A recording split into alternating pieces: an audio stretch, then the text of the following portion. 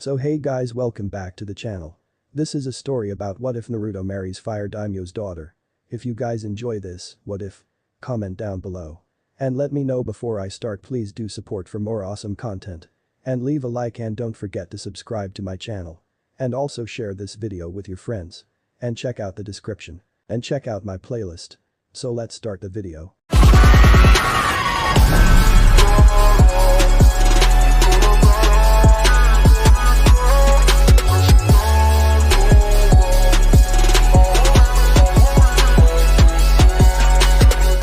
Chapter 1.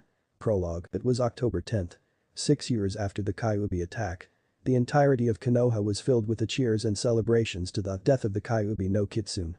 The bars were filled to the brim with celebrating shinobi. The festival was brimming with joy. It appeared as if everyone was having a good time. Appeared is the key word. On the other side of town, a young child, blonde-haired and with beautiful cerulean blue eyes. As sitting alone in his run-down apartment complex. His name was Naruto Uzumaki. The container of the Kyuubi no Kitsune. He was an orphan, he had no friends, and he never knew love. He had been sitting in the apartment since morning. His Jiji had told him that he was to remain in his apartment on this day. His own birthday. It was really funny. The day that was supposed to be the best in the year was actually the worst. Naruto would get constant beatings, and on his birthdays they were the worst. Last year he had gone to the festival and was attacked by a group of drunks. He had been cornered in an alley and beaten near death. When he awoke he found himself in the hospital. Again. He had been literally thrown out the next day.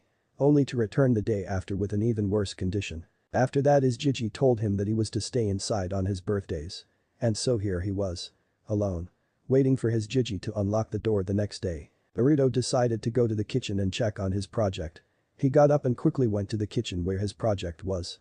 Sitting right there was probably the most beautiful plant anyone had ever seen. It had beautiful leaves that had a perfect texture. The flowers dropped in the morning. But at night they stood up to show a beautiful blue flower. It was probably the rarest and most difficult flower to grow in all of the Fire Country. It was called a tenchirin, or angel's orchid.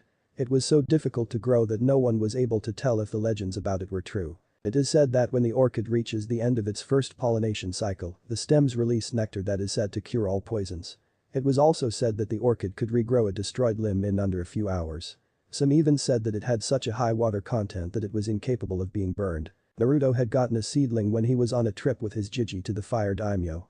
He remembered that day so well that he could see it every time he closed his eyes. Flashback. The Sandaime had gone to the Fire Daimyo to secure a meeting with the newest daimyo of Hai no Kuni. Since he was too afraid to leave Naruto in Konoha without his protection, he decided to bring him with him. When they arrived Naruto was quivering.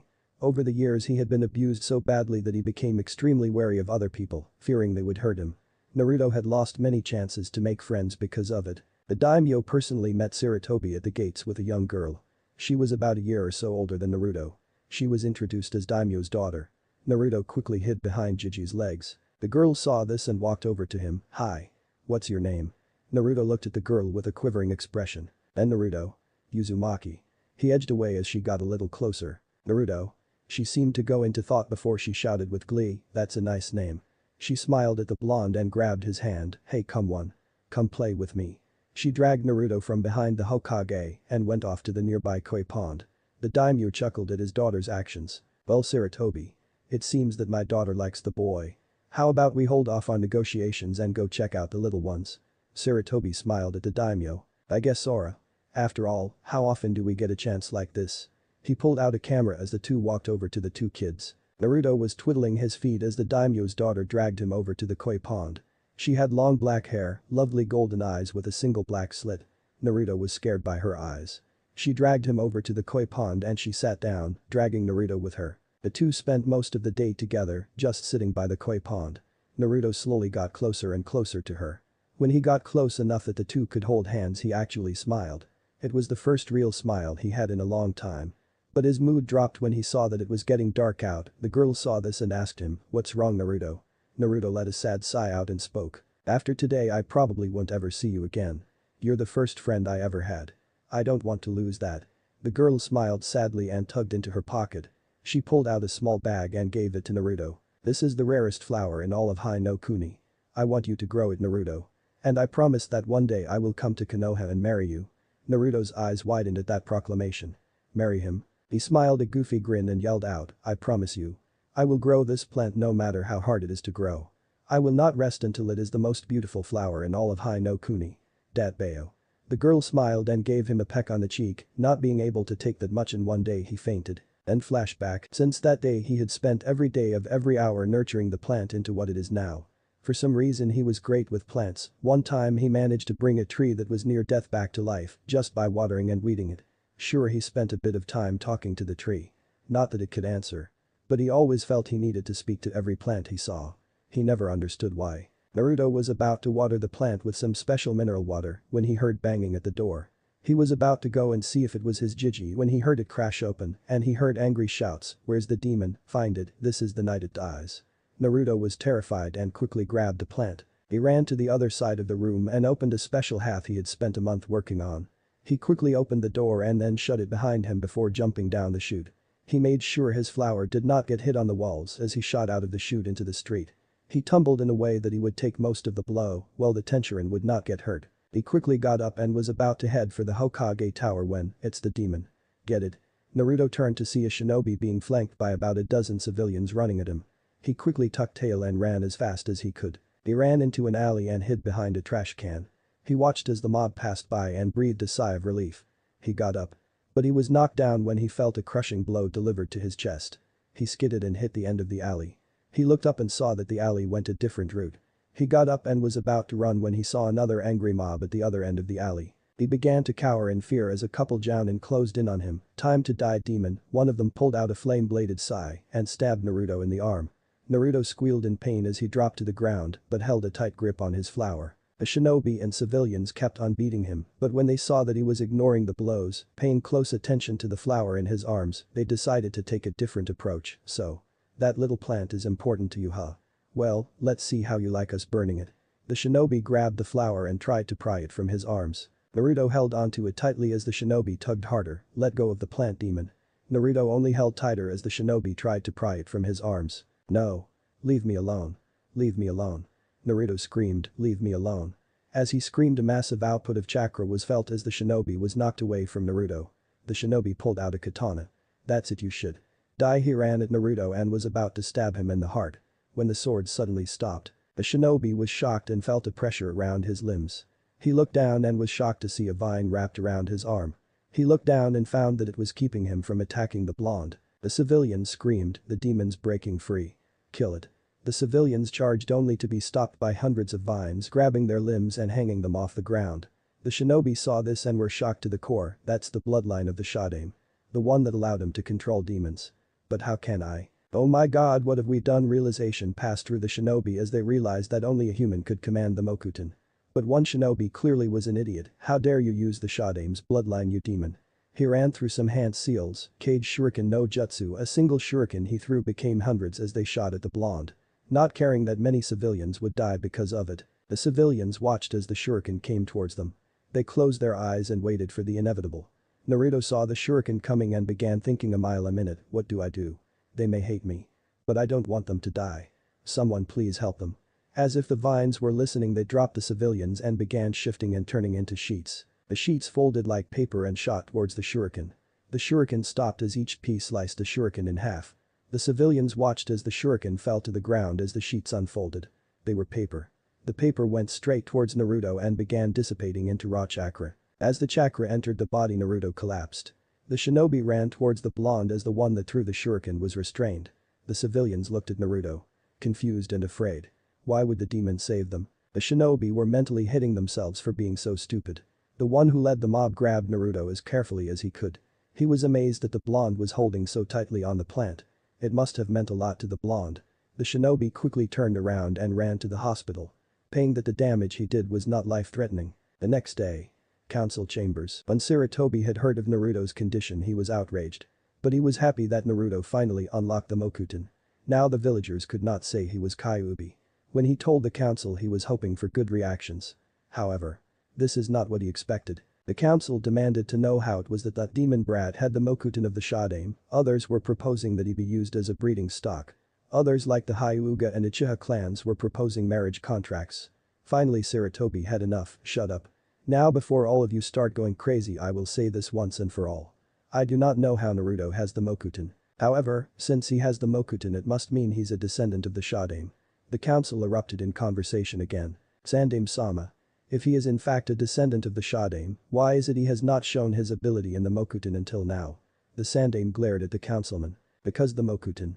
Unlike others, it does not activate until the holder of the bloodline reaches a certain age.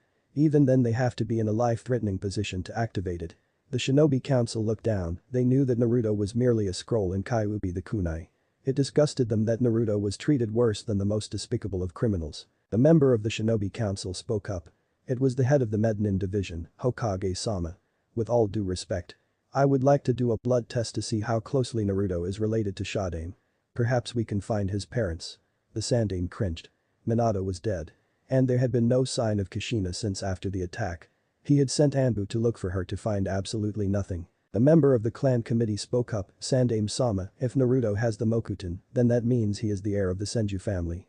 If that is the case we must contact Tsunade, if we cannot locate his parents, then she should be able to raise him. The Sandaime went into thought, he had been trying for years to get a reason for Tsunade to come back, maybe the chance of meeting family would be enough to bring her back. I agree. The Hokage flicked his wrist as an Anbu appeared. Have someone locate Tsunade, tell her we found a relative of hers. The Anbu did a quick bow and left. Sarutobi was about to address the council when Fugaku spoke up, Hokage-sama. What of the regards to the boy's future? If he is indeed a member of the Senju family, then I humbly request that he be betrothed to a member of my clan. The Senju and Uchiha were rivals, and the chance for an alliance will be most beneficial to the future of our clans. Fugaku was interrupted by Hiashi who did a quick glare at the Uchiha clan head. Fugaku, you only wish to increase the strength of your clan. Besides. I feel it would be more beneficial if he were to marry my firstborn. So far she shows no signs of becoming a true clan head. And I have seen how she takes glances at the boy. As such I wish to arrange a marriage between the two. The council continued in uproar until Danzo shouted. Why not give him to me? I can make him the most powerful shinobi in Konoha. With his skills in Mokuton and whatever that paper technique is. Along with Kyuubi's chakra, we could train him to surpass even the greatest of shinobi. None would ever dare oppose our power. The civilians at first agreed with Danzo until Tsume snapped at the Warhawk. Danzo, you old fool. Do you honestly think we will let you take care of the pup after what we found in your headquarters? Or have you forgotten why we shut down your little group? Danzo sneered at the woman as he sat down. Sarutobi sighed in frustration, he finally made his decision. I will allow the medical corps to take a blood sample and attempt to find his parentage. Once Tsunade returns we may be able to find some more information on the subject. As for the marriage contracts. Come to my office later and we will discuss that matter. Sarutobi got up and was about to call the meeting to an end when an Anbu appeared in the room. Sandaime-sama. Naruto is gone. The council looked at the Anbu as if he had grown a second head. What? The Anbu cowered in fear as he reached into his pocket and pulled out a note. This is all I found, my lord. Sandaime took the letter and read it. Dear Jiji, I am leaving Konoha for a while. If I can't even be safe in my own apartment on my birthday, then I can't stay here until I am strong enough to defend myself. I will return in time to take the final year of the Genin exams. Yours truly, Naruto Uzumaki. Sarutobi sighed as he read the letter. It seems Naruto has left the village. He will return for the final year of the Genin exams. The civilians screamed in outrage. How can you be so casual about this? The last known heir of the Senju clan that possesses the Mokuton has left the village at the possibility of dying. Taking the Mokuton with him. The Sandaime glared at the civilians. You did not care for him until after he got his bloodline. And since Naruto does not possess the Senju name he is not under the jurisdiction of the clan committee. Also, since the Mokuton only occurred in the Shodaime we have not registered it as a Konoha bloodline, thus we can do nothing about it. The head of the civilian council screamed in outrage, her pink hair flopping everywhere. He is a relation of the Senju clan, we cannot risk their extinction. I am moving for a vote that we send our hunter nin squads out and capture him, lock him up until he is of suitable breeding age, and then have him impregnate women who will carry the Senju clan's legacy. Many of the civilians agreed, but a quick burst of killing intent shut them up. So you would have Naruto be a father to children of women who he will never even know. I will not allow any of you to do that to him. He will choose who he wishes to marry, and there is not a single thing any of you can say to change my mind. The head of the clan committee spoke up. But Sandaime-sama. You realize that Naruto falls under the Clan Restoration Act. As such, whether he likes it or not, he will have to impregnate multiple women to build up his clan. Sarutobi sighed as he remembered that law. The only one who managed to avoid that law was Minato, and that was because Kushina was so damn dangerous that no one wanted to mess with her. I understand. We will discuss this further. Those who wish to propose marriage contracts, please come to my office later. Dismissed. The council members left the room. Several went to the Sandame's office, including the heads of the Hyuga, Uchiha, Kurama, and other clans. Others like Shinoharuno got their hired Anbu units and ordered them to locate Naruto Uzumaki at once. Meanwhile Naruto was leaving the forest surrounding Konoha's walls. He had escaped about 3 hours ago and had avoided being spotted by the local shinobi. He quickly took out a map that the Sandame gave him and looked through it. Alright. So I am here, he pointed at a point on the map. And Konoha is here, he pointed to another place. So far I have several options. I could head to Suna, Nami, or any other countries. But which one? Naruto crossed his legs and looked at the map. Suna is too far from here, so it will take a long time for me to get there. And I don't have the supplies to get there either. Nami seems to be the best bet. I can stock up and head to Suna afterwards. And with that decision Naruto got his bag and carefully opened it. And it was a specially made box. He opened it to see the tenchurin in it. After he had tended to the plant he packed up and headed towards Nami no Kuni. Unaware that he was being followed. Chapter 2. Nami no Kuni. The mercenary Anbu unit was in the trees of Konoha's forests, trying to locate the last known carrier of the Senju bloodline limit. The Anbu unit had been tasked by Shinoharuno, head of the civilian council, to locate and restrain him. He would then be locked up in a special safe house, where he would be mentally conditioned to do as his masters told him. Once he reaches breeding age he would impregnate several women and they would be conditioned to serve Danzo and the civilian council. The Anbu unit was made up of mostly exiled clan members. A side branch member of the Inyazuka family. She was exiled because she was incapable of bonding with any canines. She was however able to bond with a silver wolf in the Forest of Death. Once the clan leaders found out she was welcomed back into the clan. But she was permanently banished when she turned her wolf partner into a cloak out of sheer rage. Her name was Urufu Inyazuka. There was also a former Hyuga branch member. He was the only member of the Hyuga clan that died and then came back to life. He had died on the day of the Kyuubi attack, but the Kyuubi's chakra somehow jumped into his system. His mark remained, but his eyes would never be able to wield the Byakugan, nor would he ever be able to pass on the Byakugan. His name was Hirashi Hyuga. The next member was a young man. He was a member of the Nara, Yamanaka, and Akimichi families. But he was exiled from the clans when he broke several of their laws. Selling clan pills to outsiders, setting fire to a Nara deer farm, and using his mind-based attacks to gain. His name was Shinimaru Akimichi Yamanaka Nara. The next member of the squad was a young swordsman. He had failed the academy 3 times, and he was not allowed another chance at the graduation exam. His ability to use chakra was destroyed when he was 12 by the Kyuubi attack, as it fried his systems. He as well as his older brother had the same disease that their father had. His name is Kazuma Jekko. The final member of the team was a pale-skinned man. His eyes were golden color with black snake slits. His nails were black and sharpened, his fangs laced with toxic venom. He had a slim but muscular texture to his body. His name was Hebimaru, the son of Orochimaru. The 5 had been recruited by the underground mercenary guild in Konoha. Each one had their reasons for joining. Urufu loved to hunt exotic things, Hirashi had nowhere to go, same with Shinimaru, Kazuma had grown tired of being compared to his brother. And Hebimaru was hated for being the Snake Sanin's son. Hebimaru looked around when he saw an indent in the dirt. Everyone. Come here. The group followed Hebimaru and landed around the indent, Urufu. See if it's the sprat. Urufu sniffed the ground and grinned. Yep. It's the kid alright. The group grinned, but Hebimaru kept a calm demeanor. Which way did he go? Urufu sniffed the ground again. She tilted her head towards her left and smirked. Good. Let's go. The group ran down the path Urufu indicated. Fully intent on capturing their target. But Naruto was dead tired. He had spent the last week walking towards Nami no Kuni, had eaten berries and birds for food, and he had no source of water since he was on the sea coast. Naruto sighed as he continued to walk. Maybe this wasn't the smartest plan. I am only what, 6? How the hell am I supposed to take care of myself out here? Naruto continued walking. He stopped when he heard people jeering. He looked in the direction he heard it from and found a dock. He looked closer and saw there was a group of kids about his age surrounding a little boy. He ran over to find a sight that severely pissed him off. 3 boys about a year older than him were surrounding and picking on a kid at the age of 3. Naruto quickly ran across the bridge as he listened to their conversation. Because of your new father our parents punished us. The clear ringleader said. Yeah, how about we show you your place, brat? The boy pushed the little kid to the ground. Please. Leave me alone. The kids laughed at the boy as the last kid pulled up a plank of wood. Sayonara. Shit stain. The kid swung the plank and. Hey, the kids turned around to see a blonde-haired kid with blue eyes staring at them. Leave the kid alone. The kids laughed at the statement. And who's going to make us? You? Naruto smirked and ran at the boys while they were still trying to recover from laughing so hard. He grabbed the ringleader's hair and brought his head down, smashing his knee into his face. He then grabbed the plank out of the boy's hand and swung it right across the other two's face. The three tumbled down as Naruto slammed his foot on the ringleader's back, you were saying. The other two quickly got up and ran as fast as they could. Naruto quickly kicked the leader in the stomach as he too ran off.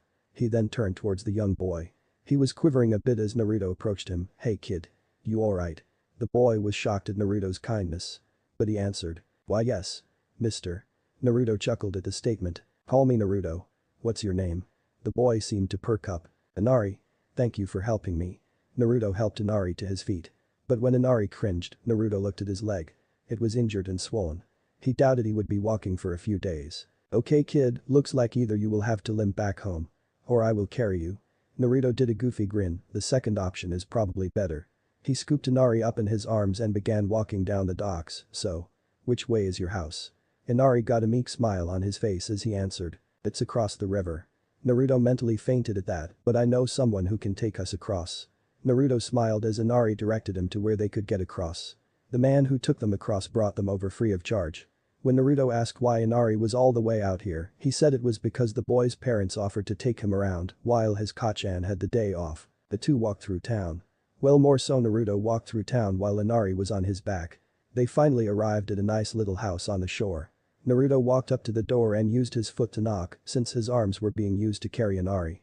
He only had to wait a few moments when the door opened to reveal a very beautiful woman with silky black hair and lovely brown eyes. Her eyes widened when she saw Inari. Inari. What happened?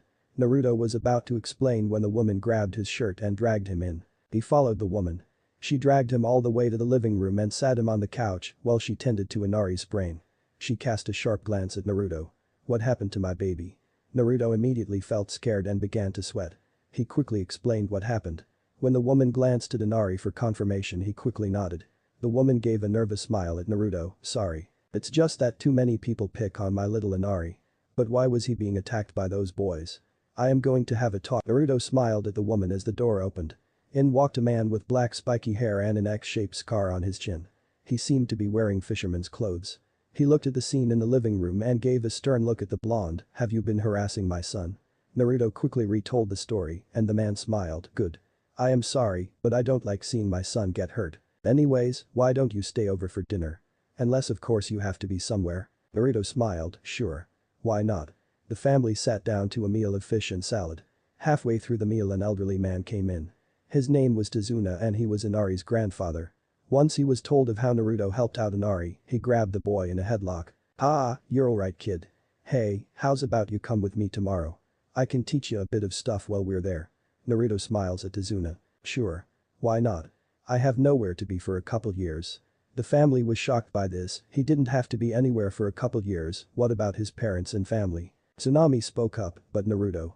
Won't your friends and family get lonely? Naruto dropped his smile at the mention of friends. He looked down before he let a sad smile across his features. No. I have no friends and my family is either dead or abandoned. The table went silent when they heard the abandoned part. It's no big deal, but since I had to grow up fast, I never really had time for fun. Tsunami walked over to Naruto and wrapped him up in a hug. Oh you poor thing. Inari walked over and hugged his leg while Tazuna and Kaiza spoke to each other at the side. Kaiza, how about you and I teach the boy some things? If what he says is true then he probably doesn't know about taking care of himself outside of wherever he lives. I'll teach him some building techniques and you teach him how to fish. Maybe we can get Tsunami to teach him how to cook. Kaiza thought for a minute he would love to do this. But he also thought that perhaps they should just adopt him. But Naruto seemed to be like him, preferring to go far rather than tie himself anywhere. Tsunami was his only exception, he loved her just like he did his adopted son. Alright. We can ask him after dinner and see what we can teach him. The two agreed and went back to eating. Afterwards Naruto agreed to learn from them. The next day Tazuna brought Naruto with him to his building project. They were working on building a pipe system that would lead to a water filtration plant. Since they were on the ocean the usual freshwater areas were actually salty, not the best thing to drink. While they were building, Tazuna showed Naruto the basic pipes. He also showed Naruto the filter system. Naruto soaked up all the information and made sure he remembered.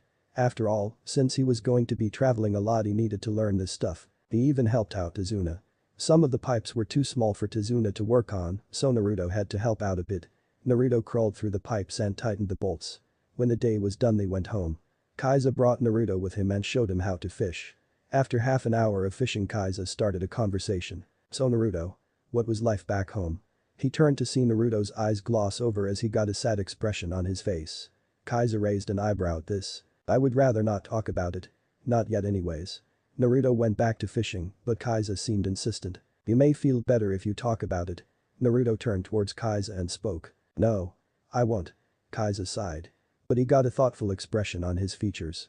What could have happened in the village to make it so Naruto does not even want to talk about it? He decided to ask him later and went back to fishing. He suddenly felt something jerk on his fishing pole. Kaiza began tugging on the line as he reeled in what was on the line. He kept letting off some slack as more and more splashes were shown. Naruto got up and helped Izuna tug on the line. Finally, after half an hour of pulling, they finally reeled in a large swordfish. Once they brought it back to the house, they cut it up. Half of what was eaten that night was eaten as sushi, the rest was stir-fried or grilled. Naruto had helped cook the dinner and had learned about the various spices. The same process repeated with Naruto taking part in wood chopping, shopping, he even babysat Inari for a little while. The two were playing in the park when the same three bullies came up to them with reinforcements. "Hey Brad, we still haven't paid you back for how your stepdad got us in trouble. This time we brought some friends." He indicated the 10 or so kids behind him. Naruto got up and got into a basic academy stance in front of Inari. "You want him? You go through me." A large kid with a wooden plank ran forwards and kicked Naruto in the ribs. Love turned his head towards the group of kids. "Get him." The kids ran at Inari, who quickly curled into a ball as they pulled out a bunch of things to hit him with. Naruto tried to get up, but he was smacked across the back of his head by a wooden plank as he fell to the ground. Blanking out as darkness claimed him. Mindscape. Naruto groggily opened his eyes to find himself in knee-deep water. He quickly shot up and looked around. He was in a sewer, but the walls were covered in roots. He looked around as he saw the wood begin to peel like paper. He began walking down the halls of the sewer. He kept taking what seemed like random directions, but he felt as if he was going the right way. Naruto went through another passage when he saw a large gate. It seemed like it was bolt shut and it was covered with hundreds of vines and roots. He looked closer to find an imprint of a hand. He placed his hand over it and it immediately glowed red. He watched as the doors cracked open as the tree roots suddenly tore themselves away from the door and pierced the ground behind him. He began to panic as a fierce wind picked up and pulled him in. He tried to make a grab for one of the roots, but he found himself unable to grab anything. He was finally pulled through the doorway as the gates closed with a slam. The wind stopped as he began to tumble. He pushed himself up and brushed himself off. He looked around as he saw the room light up with hundreds of seals wrapping around the room. He saw a pedestal with 2 palm prints on them and walked over. "What the hell? What is going on?" Naruto sighed as he placed his palms on the handprints. "Oh well." The handprints glowed as his body was charged with a warm energy. It was calm and serene. Outside of Mindscape, Naruto suddenly awoke and looked up. The group of boys were about to wail a beating on Inari that would permanently injure him. He threw an open palm strike as a mass of tree roots ripped from the ground and wrapped around the boys. He then twisted his wrist as the roots went upward, suspending the boys in the air. The large boy that knocked him down grabbed a plank of wood and threw it at Naruto. Naruto swung his arm as the board was sliced in half. The large boy was shocked until he looked at Naruto's hand. Then he was terrified. Naruto's hand had turned into a blade that looked like it was made from paper. The blade quickly shifted and folded until it was a simple hand again. Naruto ran at the boy and kicked him in the stomach and then threw his arm out as a root came out of the ground and wrapped around the large boy. Naruto walked over to the bound 6-year-old and sneered in his face. "How do you like me now?" He added a bit of killing intent to make his point. Naruto walked back to the house with Inari that evening. It was the last evening he would be staying there, so he decided that he would cook dinner tonight. Inari and him were the only ones home since Kaiza went fishing, Tsunami was shopping, and Tizuna was still building that water filter. Naruto had gone to the nearby beach and began casting out his lines. He brought in about 3 salmon, 1 blowfish, and a lobster. He quickly grabbed the fish and ran back to the house. On his way he stopped when he saw a patch of herbs. He looked through them and found the perfect herbs for the dish he was planning. When he got home, Inari had already set the table and was getting out some cups. Naruto looked at the clock, he only had 3 hours to cook the meal before they all got home. Naruto quickly pulled up a stool and got to work. After 2.5 hours, Naruto and Inari had finished setting the table with time to spare. The two sat down together and watched the sunset. "Hey Naruto," Naruto turned to Inari. "Why are you making dinner?" "Mommy makes really great food." Naruto smiled as he sighed. "Because I am leaving tomorrow." Inari grabbed Naruto's arm and clung to it. "No, don't leave, the bullies will come back. Please don't leave." Naruto wrapped an arm around Inari's shoulders and answered. Inari. If I fight all of your battles, what is going to happen if I die? Inari got a defiant smile on his face. You won't die. Nobody can kill Naruto Nai-san. Naruto smiled as he looked at the sunset. I wish that were true.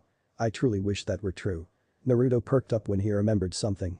He looked into his pocket and pulled out a kunai knife. He looked at it, it was a blunt kunai with a rusted tint to it. It was his favorite kunai. He had gotten it from his first sensei. She had helped him out so much. But a week later she was fired and replaced with a cruel teacher who would belittle him in front of everyone. Naruto placed the kunai in Inari's hand. Inari. Out of all my possessions, this is one of my most important. I am giving you this, and I promise I will return it. Inari let a tear fall from his eye. Promise? Naruto smiled. I promise. The two looked as the sun finally passed over the horizon. In Konoha, Fugaku Uchiha was growing irate. He had sent out those 5 Anbu over 2 weeks ago to find the last wielder of the Mokuton, and they still had not come back. He was growing very annoyed. The Sandaime had approved all 3 of the contracts from the Kurama, Hyuga, and Uchiha clans. But at the moment it seemed like the other 2 clans would be able to fulfill the contract. None of the Uchiha parents were willing to give up their daughters to the heir of the Senju. It seemed the tensions between the 2 clans still existed. Fugaku was about to go through the documents, seeing if he could find some sort of loophole when he heard knocking on his office door. Enter the door opened to reveal Funu Uchiha. She alone was the last remaining descendant of the original leader of the Uchiha clan. She was considered a monster amongst the clan, same with both of her parents before their deaths. Funu. What are you doing here? Funu walked forwards. She was about 8 years old and she already showed potential past Itachi, but because of her heritage, she was never considered for early promotion. Fugaku-sama. I understand you are having difficulties in finding someone to wed the heir of the Senju. Fugaku narrowed his eyes. Yes. What does it concern you? Funu spoke and released an imposing aura. I wish to be the one offered to the Senju heir. Fugaku's eyes widened. Funu was extremely picky about who she hung out with, and now she was asking to be the one who married the heir of the Senju, the heir to her ancestor's rival. Why? Since you are a direct descendant of Madara, I expected you to hate the Senju more than anyone. Funu sighed and continued. It is for the exact reason that he is the heir of my ancestor's greatest enemy. I wish to see how powerful he is. Plus, our children would be incredibly powerful, thus giving the Uchiha clan both the Sharingan, the Mokuton, and whatever abilities he learns. Fugaku got a thoughtful expression on his face. She raised valid points, and since she was not the heiress of the clan, then all of their children would be directly controlled by the clan head, namely Itachi or Sasuke. He inwardly smiled. It looked like his coup would be easier than he thought. Very well. I will sign in your name and have it delivered to the Hokage Tower tomorrow. Funu bowed and left Fugaku's office. Fugaku ever noticed the smile on her face. Fugaku, you fool. You just secured that your clan will fall. For once I married my Naruto-kun. I will leave this clan forever, taking the ultimate Sharingan with me. Fungus eyes turned red. The fully developed Sharingan in her eye. Then it suddenly shifted into a symbol that looked like a biohazard sign. Hyuga compound. The Hyuga compound was locked up, serene. Quiet until Hiashi told Hinata she was now betrothed to Naruto. The elders were rolling on the floor clutching their ears when Hinata let loose a fangirl scream that would probably take down the Kyuubi itself. Hinata herself was jumping up and down on her father's stomach saying thank you over and over again. The branch members that were watching could barely contain their laughter. Except for one Niji Hyuga. Hinata had a massive grin on her face as she was bouncing around, screaming how their wedding night would be one to remember, the flowers, the dress, the chance of a family. Itomi, Hinata's mother, was standing off to the side with her newly born daughter Hanabi. She was smiling that her daughter got the man of her dreams. Just like she got with her Hiashi-kun. Hiashi. He was starting to regret telling her before she turned genin, after all, that was when the two would get married. It was also the day after that Naruto would marry the heiress of the Kurama clan. He had no idea how Fugaku was going to get Naruto to marry someone of his clan. But he had to smile at the fact that his daughter was so happy. But Naruto. 2 weeks later, Naruto had left Nami no Kuni the day after. He had then headed straight toward Suna. He had stopped in 3 cities on the way. One where he had gambled a bit. He remembered that it was Tenzaku town or something like that. He had won over 200,000 Ryo at an old gambling hut. The place after that became so popular that the business increased tenfold. Naruto had just arrived in the border town of Suna. He had rented a hotel room in the middle-class district. He had quickly gone to bed the moment his body touched the mattress. The next day Naruto went to a nearby weapons shop where he hoped to buy some equipment. Naruto had not set 2 feet in the door when he saw someone enter an alley dragging a black sack. He was curious as to what was going on and walked towards the alley. He looked to find a red-haired teen wearing a sand-colored cloak and a scorpion mark on his armband. He looked closer to find that he had a Suna headband. but it had a slash mark through it. He looked closer and watched as the man opened the sack to reveal a dead body. Naruto watched in fascination as he inspected the body. He combed the body over with a calculating eye as he ran diagnostic after diagnostic over the body. He seemed to be pleased with the body as he smiled. He quickly packed up the bag. Naruto tried to get a closer look, crash and knocked over a bucket of glass. The man turned around and saw Naruto. He quickly turned and ran as fast as he could. He looked behind to see that the man was slowly following him. Naruto ran even faster. He turned down an alley that had a bunch of trash cans. He ran to the end of the alley and it pointed two different ways. He turned to see the same man casually walking down the alley. Naruto panicked and ran left. He exited the alley into a large crowd of people. They were all dressed in masks, some were Oni masks, tiger masks, hell there was a mask of every possible animal you could think of. Naruto turned and looked behind him. The man wasn't there. He breathed a sigh of relief, "Excuse me, child." Naruto's blood turned cold when he heard that emotionless voice. "Might I ask what you were doing watching me?" Naruto swallowed as he kept saying the same mantra in his head, "Oh shit, oh shit, oh shit." Naruto was about to run when he felt a cold hand grasp his shoulder. He slowly turned around as his eyes widened when he saw who was behind him. It was the exact same man from the alley. Naruto did the only thing he could think of at that moment, thump. Naruto fainted in the middle of the street. The man bent down and looked at Naruto. Such a strange child. Well, might as well take him with me. No sense leaving him in the middle of the street.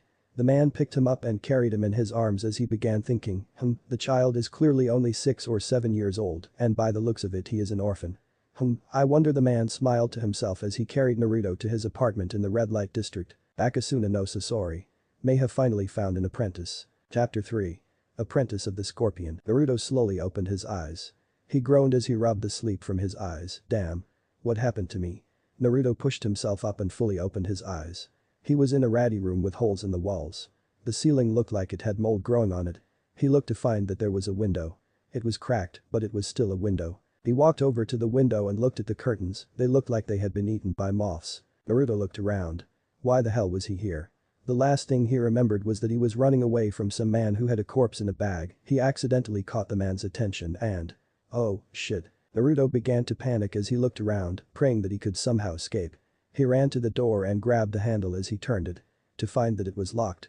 He looked at the window and ran to it. He opened it up, sending a few shards of glass in random directions. He stuck his leg through the window and was about to jump out.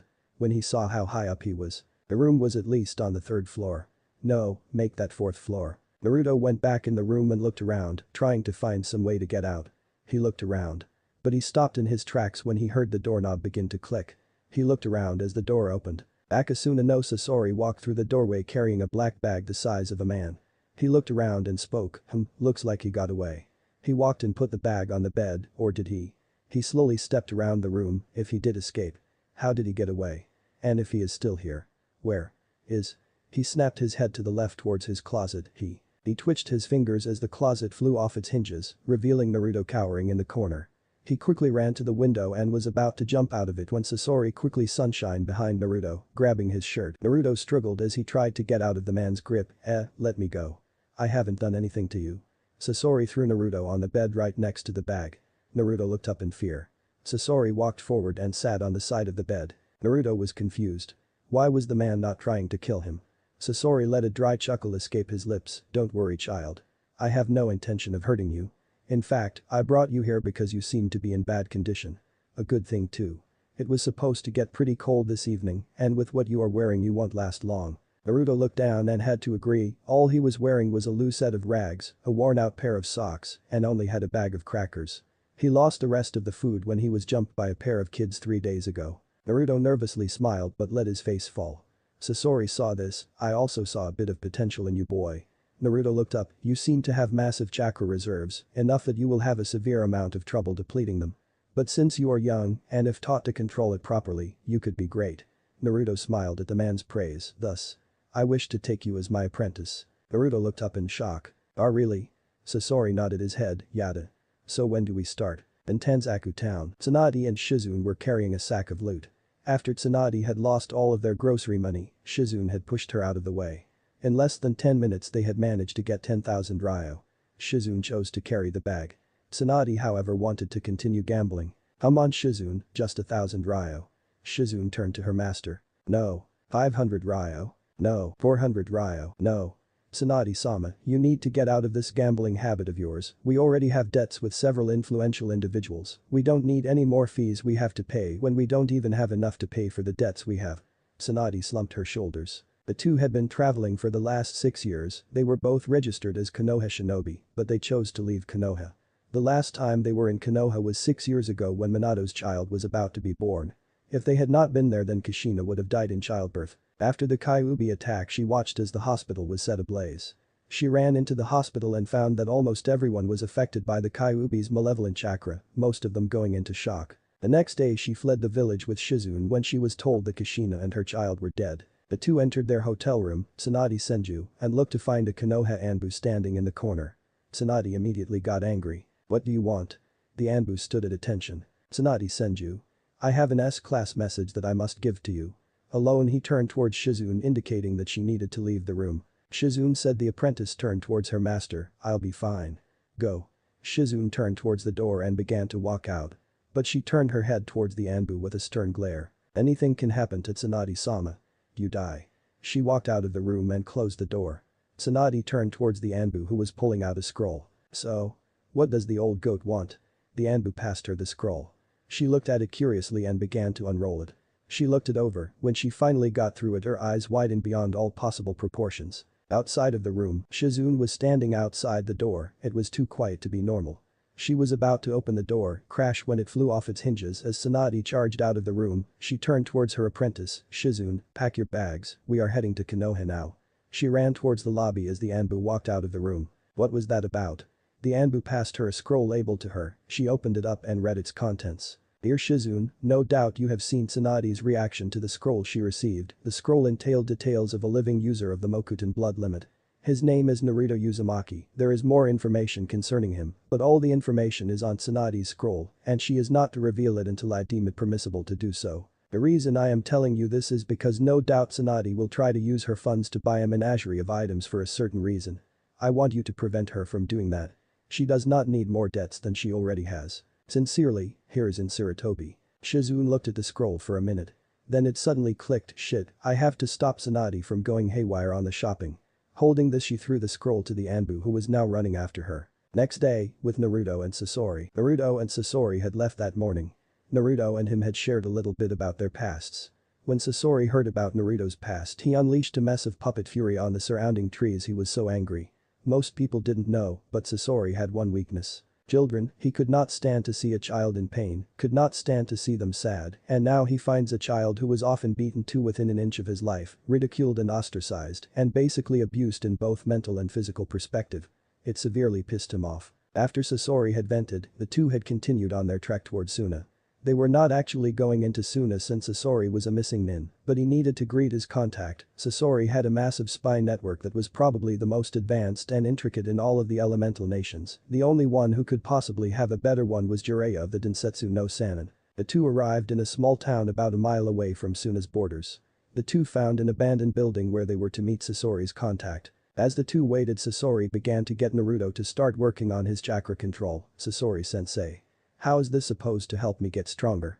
He indicated to the piece of string in his hand. Sasori sighed as he explained. The exercise is to increase your control. You have far too much chakra to suddenly start learning new things, for now I need you to start on the basics. The object of the exercise is to use your chakra to tie the string into a specific knot and then use chakra to untie it.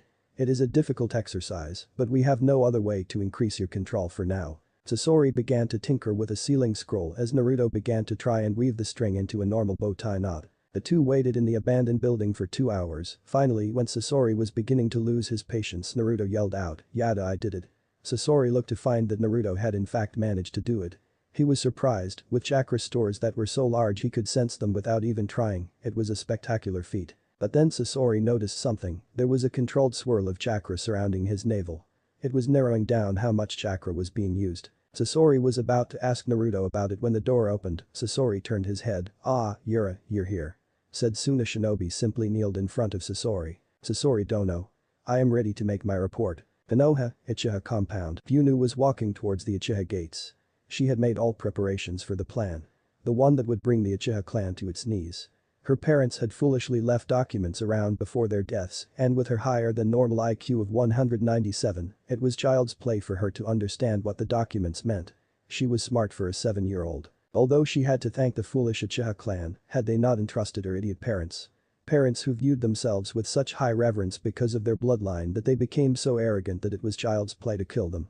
She would not have found a person who she could test herself against. Art of the Uchiha clan's plan to conquer Konoha involved Naruto. With the Kyuubi inside of him, any offspring he would have would become pseudo-Jinchuriki, a type of Jinchuriki that had all a Jinchuriki's strengths but had less of the weaknesses. After she found out about Naruto having the Kyuubi inside of him, she followed him to see if her inborn power would do to him what Madara did. Her great-grandfather went to Kyuubi, but when she found him, beaten and bruised, left near dead, she could not bring herself to do it. She looked him over and found the wounds already healing. But she stayed by his side and did what she could to nurse him back to health. She was only 5 at the time she found him beaten near death and was only 5 when she began observing him every moment she could. She was only 5 when she made a vow, I will make you mine. And I will be free of this pathetic clan for good. And now. She was betrothed to him. Now all she had to do was make sure that she was dominant in the group of girls that were lining up to have Naruto. She had no problem sharing, what she had a problem with was being submissive. Her plan was coming to fruition. It looked like that little tip that she slipped to Itachi was successful. Now all she needed to do was let the pieces fall into place. And she would be the only Uchiha left alive. And the Sharingan. No. The perfect Sharingan. Would belong to the Senju clan, and the Uchiha clan would fade into the pages of history. She thought about her ancestor, Madara. You were a fool. You had the chance to gain a powerful bloodline when the Shadame's sister offered herself to you, but your arrogance blinds you to the truth. But soon. The gift you passed on to me. Will be in the Senju clan. Funu activated her eyes and spoke, Ninpo. Shunshin no jutsu she disappeared in a swirl of black flames. Going to a safe house. While the Uchiha clan was massacred. Kurama compound, Ikumo was painting in her room. Her father had told her she was to be betrothed to the heir of the Senju clan. She accepted, not caring in the slightest. She was far too depressed to care. A week ago her teacher had sealed her up. She felt such betrayal, she regressed herself into a shell. Her parents were worried about her. They asked Kurenai why she sealed up her bloodline. Her only reply was, she needs to learn to control. Her parents tried to get her to explain, but Kurenai left before they could question her further. Lately Akumo has been having constant nightmares where an Oni takes over her body and uses her to its own ends. This worried her parents, as it was a sign that the darker curse of her bloodline had finally come out. She only found solace in her paintings. Before she heard of the engagement she painted scenes of darkness and pain. But after the engagement she began to paint happier scenes of weddings, flowers, mountains. Ikumo was painting furiously, trying to get out what was so intently on her mind. But every time she made a brush stroke she heard that same voice, let me. She tried to shake it off, but it kept coming. Finally she began to lose consciousness as she tried to finish the painting. When her eyes snapped closed she snored. Her eyes opened revealing glowing orbs. She suddenly picked up the brush and with a wicked smile, began to paint a picture. She grinned wider with each second. She finally placed the brush down, perfect. Suddenly Yakumo fell back to sleep as the painting was revealed. It was a painting of a burning Konoha with a silhouette of a wedding in the flames.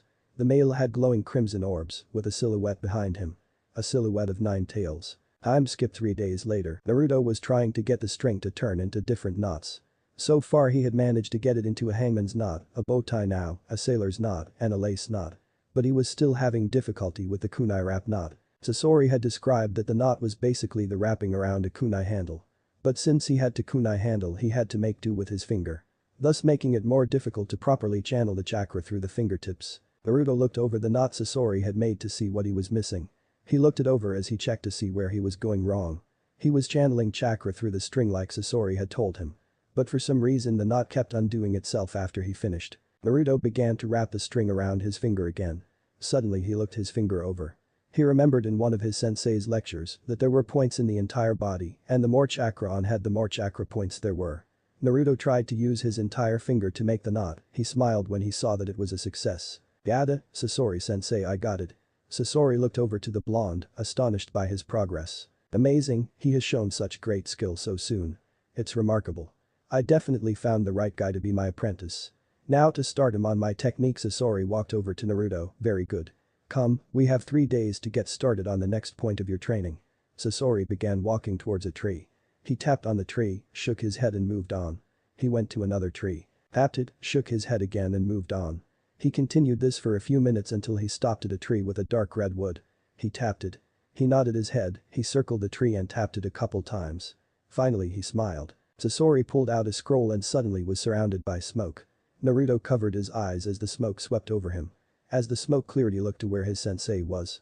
His eyes widened when he saw another figure with his sensei. There was what looked like a humanoid figure. Its arms were like that of a large, but were curved like a machete. It had empty eye sockets, but its mouth was filled with saws. The thing was wearing a crimson cloak with a design of a red scorpion on it. Sasori was twitching his fingers, the humanoid object began to move, suddenly it looked at the tree and swung its massive blade's arms.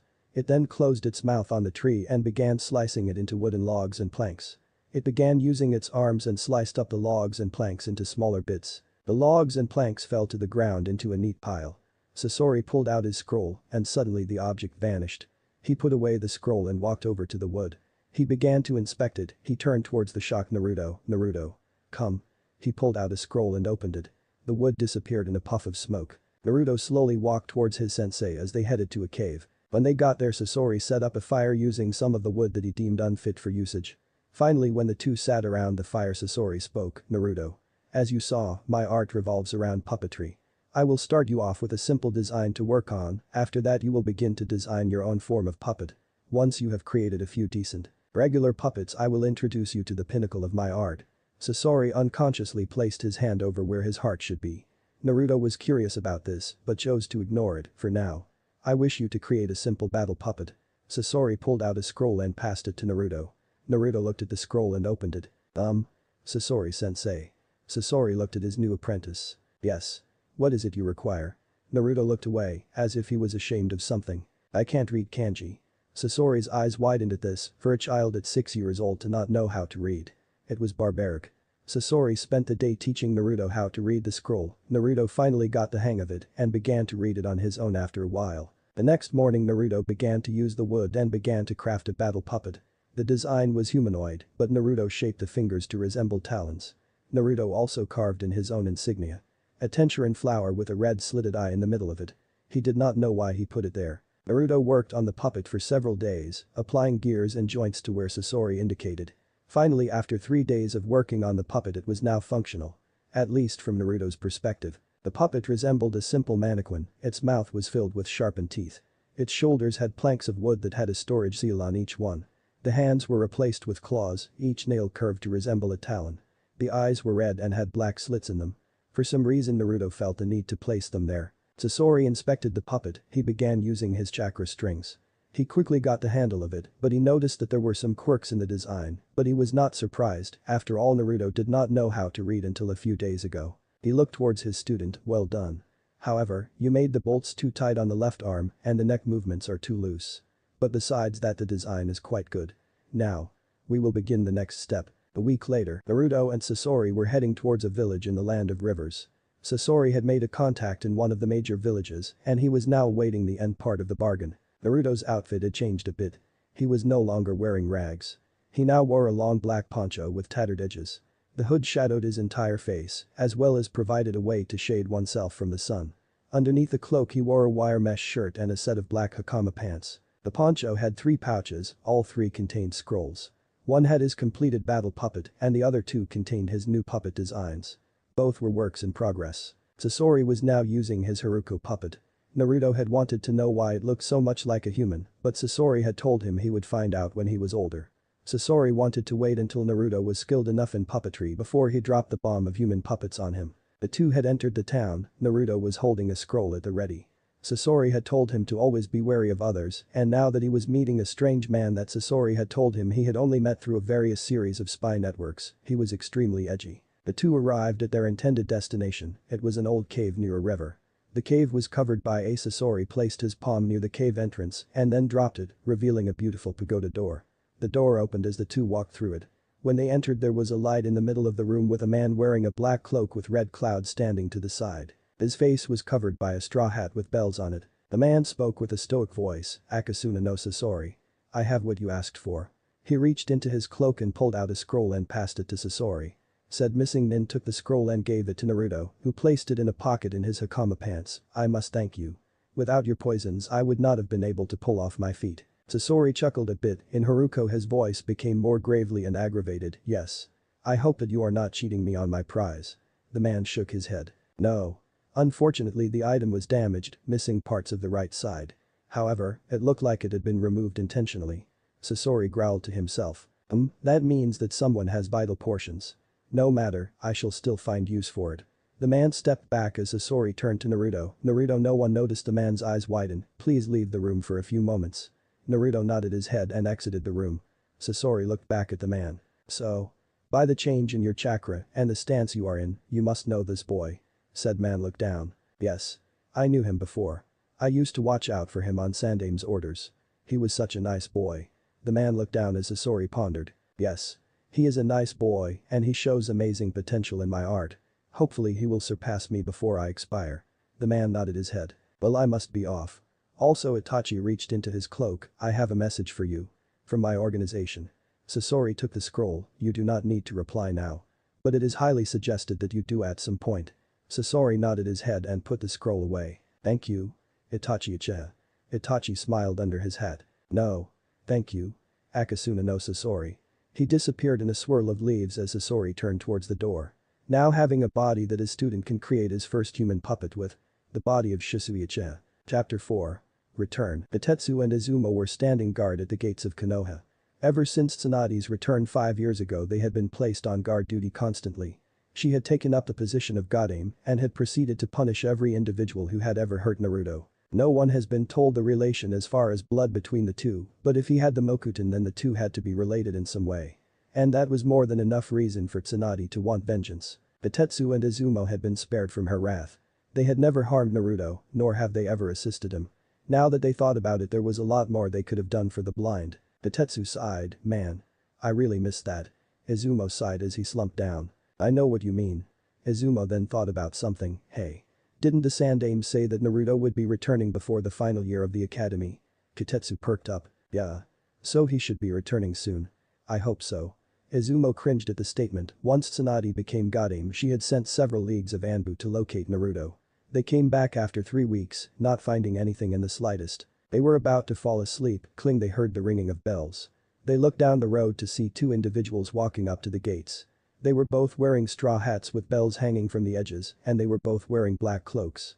With red clouds. Akatsuki Jiraiya had explained for everyone to watch out for them. Hitetsu and Izumo were about to get into battle position. When one of the individuals suddenly disappeared. They went wide-eyed before they felt a pressure at the back of their necks.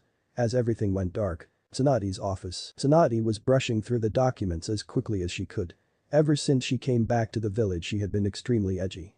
Once she found out how her relative was treated she had gone completely nuts. In a matter of days she had managed to destroy several restaurants, level the orphanage, and destroy his old apartment complex. She had then proceeded to arrest every individual who had ever hurt Naruto. And it was a long list. She had personally done the DNA testing for Naruto.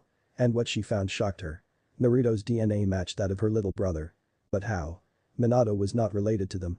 As far as she knew. Once she found out that Naruto had been living alone, she had gone looking everywhere to find Kushina. She had even sent Anbu to look through the ruins of Yuzugakure. To find nothing. She pondered to herself, where are you Kushina? If you abandoned your son. Heads will roll. She sighed to herself as she was about to approve a new document. Tsunade looked up to find her old sensei standing there. How are you doing with your new position? Tsunade frowned at her old sensei. The two had been working together since she took the position and she was finally starting to get the hang of it. But how the hell did the bag of bones ever manage to do all this paperwork and not go crazy with it? I am alright sensei. Although, I wish that Naruto was here. The blood sample they used to test him with was at least 3 weeks old and a fresh sample might produce better results. I want to know how closely he and I are related. It may answer some questions I have had for a few years. Sarutobi curled an eyelid and sighed. Yes. I miss him too.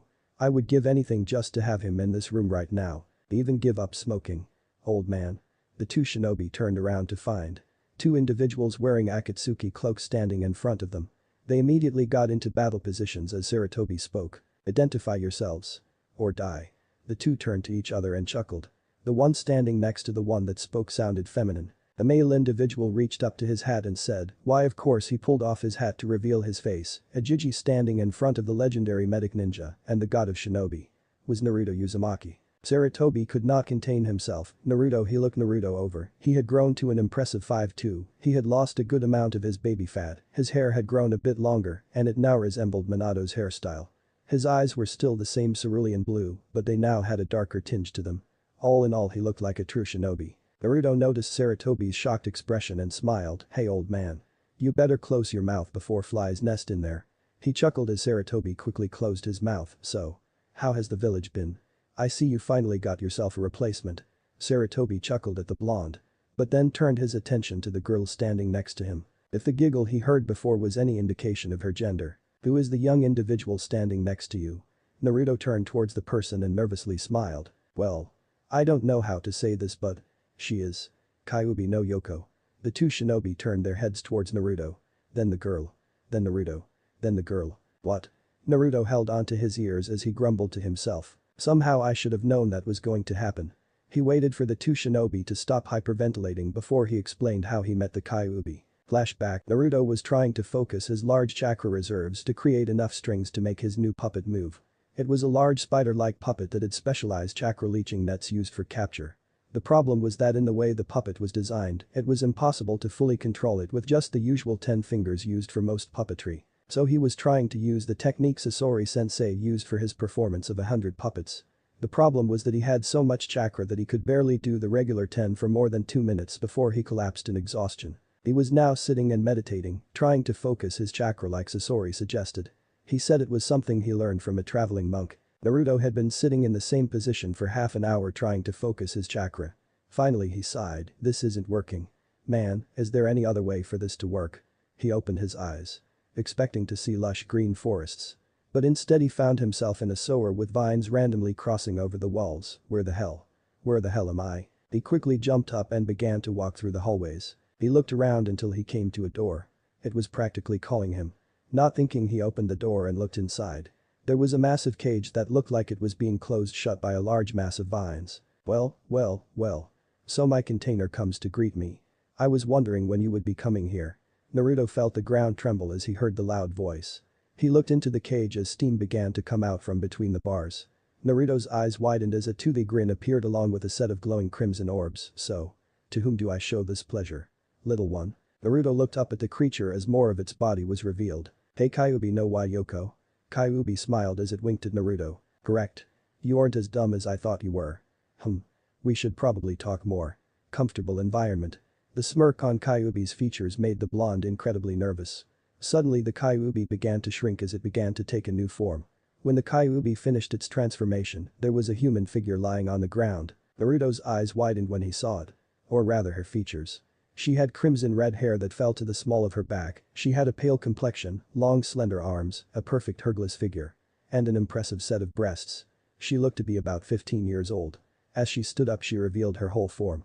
Completely naked. Naruto blushed crimson red as she stared into her crimson eyes. She must have seen the blush because she playfully giggled as she placed a finger at her lips. Making her look even cuter. "So. Do you like what you see?" Naruto did not know whether it was her looks in general or if it was how she said it. But he did the first thing that seemed logical. He fainted. If you people are having any trouble with Kyuubi's human form, just think of Mocha from Rosario Vampire with crimson hair and red slitted eyes. Then flashback, Sarutobi stared at the blonde. Having a hard time believing what he said. But then again, Naruto hasn't lied to him as of yet, so. How did she escape from the seal? Naruto sighed. He opened his mouth, probably about to answer. When the door was opened by a frantic Hiashi Hyuga. "Hokage-sama. 2 Akatsuki members have been spotted at." He looked around as he saw that there were several individuals in the room. He then saw the Akatsuki cloaks. "Hokage-sama. Why are there 2 Akatsuki members in your office?" Hiashi looked at Tsunade expectantly. Tsunade opened her mouth to answer. When she suddenly felt a large mass of killing intent. Coming from Naruto. Naruto was glaring at Hiashi with a look that would possibly scare Orochimaru. He performed a set of hand seals and pulled out a scroll. The scroll released a bath of white smoke as a puppet came flying out of it. Hiashi was so shocked that he had no time to move. He watched as the puppet came at him and noticed its features. It was very skeletal, its mask was like that of a ghoul. Its cloak was tattered and ruined. And it was carrying a massive scythe. He was about to get into a Jaiken stance. "Stop." The puppet stopped mid-strike. He looked to see the other Akatsuki members. A beautiful 15-year-old woman with crimson eyes was holding on to the now crazed Naruto. "Naruto. Calm down. Calm down. Naruto blinked a few times as his crazed look softened. He withdrew the puppet and sealed it back into a scroll. Naruto walked out of the room. As he passed by Hiashi he whispered, "I am sorry." He left the room and walked down the hallway. Kyuubi follows close behind. Hiashi looked at Tsunade with a look that said, "What the fuck just happened?" The three shinobi looked down, wondering what the hell was going on. At night. With Naruto. After Naruto had left the office he walked around the village. He had seen that there were a few changes to the village. But not enough so that he forgot the places he was beaten in. He looked down an alley. It was the last place he was beaten before he left for his training trip. He had walked around the village until he made it to the top of the Hokage monument. He looked at the village as he revealed a seal over his heart. He ran a bit of blood over it. Unsealing the tenchurin flower. He examined it for a minute as he looked at it through the moonlight. Wondering if the tenchurin's legends in regards to the full moon were actually true. Since the flower had not yet opened at night, nor was it a full moon, he could not say for sure. He began to trim and comb the flower, making sure that it was perfectly cared for so that when she came to Konoha he could properly present it to her. Meanwhile, in the daimyo's palace, Mitsuki was looking at the moon. Thinking to herself. She had been doing this ever since she had told Naruto that if the tenchurin flower was grown properly, she would come to Konoha and marry him. But when she found out that he had left Konoha she was very upset. She often thought of what he must look like now. Her fantasies often brought the 13-year-old to very inappropriate places. She looked at the pond where her and Naruto had hung out for the day. She had cried there for over an hour when she heard that Naruto had left the village. She had finally stopped crying when her father had told her that she would be the first one he told if he got any new information on Naruto. She walked over to her bed and fell on it as she slowly allowed sleep to claim her. Her sleep was interrupted when she heard her father yell, "Mitsuki. Naruto is back in Konoha." She then flew out of bed and ran for her closet, looking for the best possible dress so she could properly present herself to the blonde. Unaware that there were 3 girls in Konoha doing the exact same thing. The next day, with Naruto was running through the exercises Sasori had taught him. He had finally managed to learn enough about puppetry that he could use his more advanced puppets. He could not however control more than 2 puppets at a time. He was now practicing using his newest puppet. Fuin. It was probably his most useful puppet. It was covered in seals that could hold just about anything. In fact, he had essentially made the puppet more of a portable base than anything else. Thanks to a large amount of advancements it could transform into a base for a small battalion. He looked the puppet over. The puppet itself was in the form of a barrel. However, the body was covered in many storage seals. The arms were also covered in storage seals. The entire puppet was like a large ant. He was inspired by Sasori sensei's design for Kurori, Black Ant, albeit his own design was a bit bulkier. Naruto sealed up his puppet and went to reach for another puppet to modify and train with. When he touched a black scroll. He traced the scorpion design on the side and whispered, "Sasori sensei." He then looked at the scroll next to it. It was also black. But it had the design of a hawk with broken wings. He immediately grew angry as he looked at it. He sighed and reached for a scroll. When an Anbu with a cat mask appeared in front of him. She had long purple hair and had a slender figure, Naruto Uzumaki. "The council wishes to see you immediately." She quickly shunshined away from the blonde as he began to walk towards the Hokage tower. Meanwhile, Mitsuki was riding her horse right through the gates of Konoha, not even bothering to watch out for who was in the way, all the time yelling, "Get out of my way." Meanwhile her parents, Sora, Daimyo of Hai no Kuni and his wife, Natara, were following up at a more steady pace with a small entourage of samurai nearby. Natara looked down as her face palmed, "Oh boy. She is really excited right now. I wonder if we should have waited to tell her that Naruto came back to Konoha." Her husband looked down as he sighed. "Perhaps. But I don't think you want to be the one with snakes crawling underneath your covers." Natara shivered. She often wondered if Mitsuki got her obsession with snakes from hanging with her uncle. At least before he defected from Konoha. True. I curse Orochimaru for letting his niece sign that damn snake contract. But then again it was a family heirloom. The two saw that Mitsuki was getting too far ahead and proceeded to speed up the pace of their horses. Meanwhile 3 girls were heading to the Hokage tower to meet the man they were pledged to. Several minutes later. With Naruto. Naruto was walking up the steps of the Hokage tower. He was about to turn a corner, Naruto-kun. He was barreled over by a certain red-haired demoness. He looked up at Kyuubi and twitched. "Kyuubi? Where the hell have you been?" Kyuubi got off of him and smiled. "Oh. You see, I went to the hot springs for a dip. But they were so nice and comfortable that I fell asleep there. Sorry for making you worry about Naruto-kun." She wrapped him up in a hug and positioned his face in between her breasts. Naruto began waving his arms around as he began to lose the ability to breathe. Finally Kyuubi stopped giving him the pleasurable hug of breathlessness.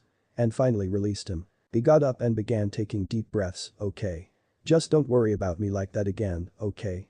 She nodded her head and did a mock salute. Yes, sir. Naruto's face palmed as they began to walk to the council chamber. Naruto knew the Hokage tower like the back of his hand. So it was no problem getting around. When they finally found the council chamber, he did what he normally did and just kicked the door right in. I am here. What do you want? The council looked at the blonde and his companion as he simply walked into the council chambers like he owned the place. He sat in a chair on the side of the wall as Kyuubi sat in the one next to him, so. What am I here for? Suddenly the doors were thrown off their hinges when Tsunade came barging through it, Sarutobi following close behind, and began yelling at the council, what the hell were you all thinking? How dare you do something like that the moment he leaves the village to train for a few years? The council began to shiver as Tsunade released a massive amount of killing intent. Naruto looked at Tsunade with a shocked and confused expression, what the hell is going on here? Tsunade turned to Naruto and sighed. Naruto. I think it would be best if you sat down for this. She passed him a bottle of sake. I know you are underage, but once you hear what the council has to say you are definitely going to need it. He nervously took the bottle of ache and looked at it quizzically. Thanks. I guess. He slowly edged to the seat he was assigned to and sat down. All the clan heads looked at him. He was about to say something when Sarutobi's old Kunoichi teammate stood up. Naruto Uzumaki. As I am sure you know, you are the last remaining user of the Mokuton blood limit. As well as the user of a paper bloodline that we have decided to call.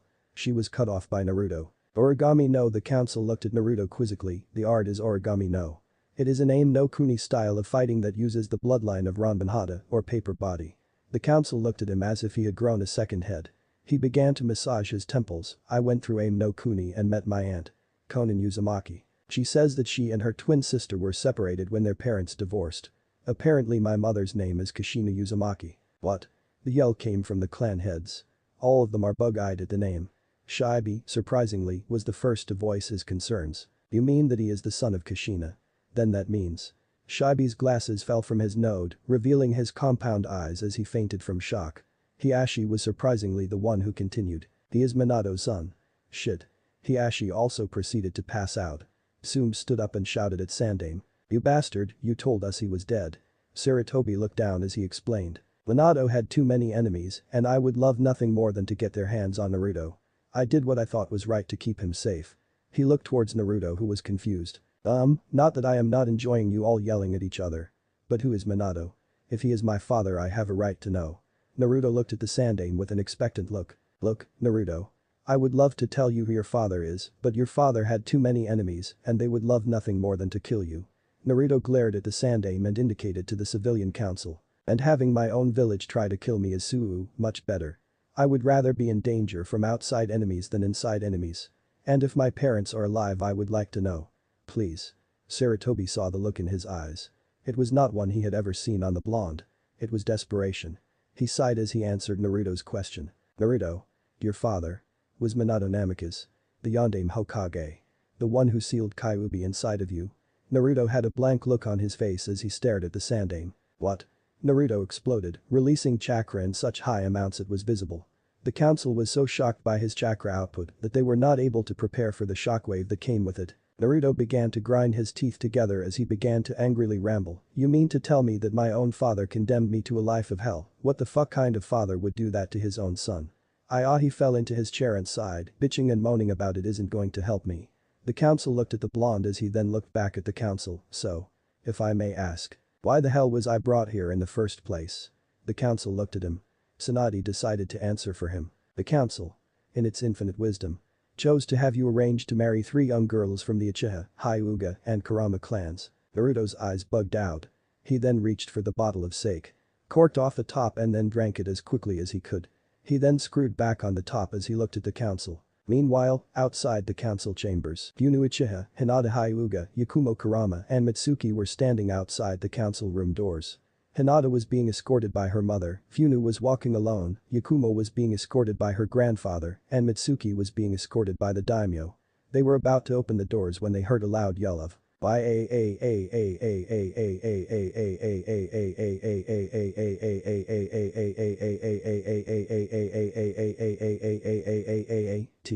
The group looked at the doors as a single thought went through their heads. What is going on here? Chapter 5. The Council and Academy. Naruto was releasing so much killing intent that he actually made a few older shinobi counselors soil themselves. Are you telling me that I will leave for a few years and without my consent, you all arrange marriages for me with girls that I have never even met? What the fuck is wrong with you people? Hiashi Hyuga stood up. Naruto, since you are the last of your clan you need to be betrothed to several women to rebuild your clan. The fact that they are of high standing will improve your clan's image. Naruto snarled at Hiashi. Who asked you wide eyes? A better question would be. Who the fuck asked me if they could betroth me to anyone? Did anyone here ever consider that I don't want to rebuild my clan? Everyone was shocked by his statement, and even if I did, I want to marry for love, not for some screwed up politics you assholes. Naruto turned towards the doors of the council chamber. He turned back to the council, and by the way. I already have someone in mind for a possible wife. He opened the door, expecting to be able to walk home. But what he saw in front of him made his jaw drop. There were 4 absolutely beautiful girls standing at the front of the council room. All of them wearing illustrious kimonos. The girl to the far left was wearing a black kimono with ornate flaming designs running up the cloth. Her hair was tied back in a regal ponytail. Her lips had a luscious red lipstick to it. Her eyes were perfectly shaded. A deep midnight black.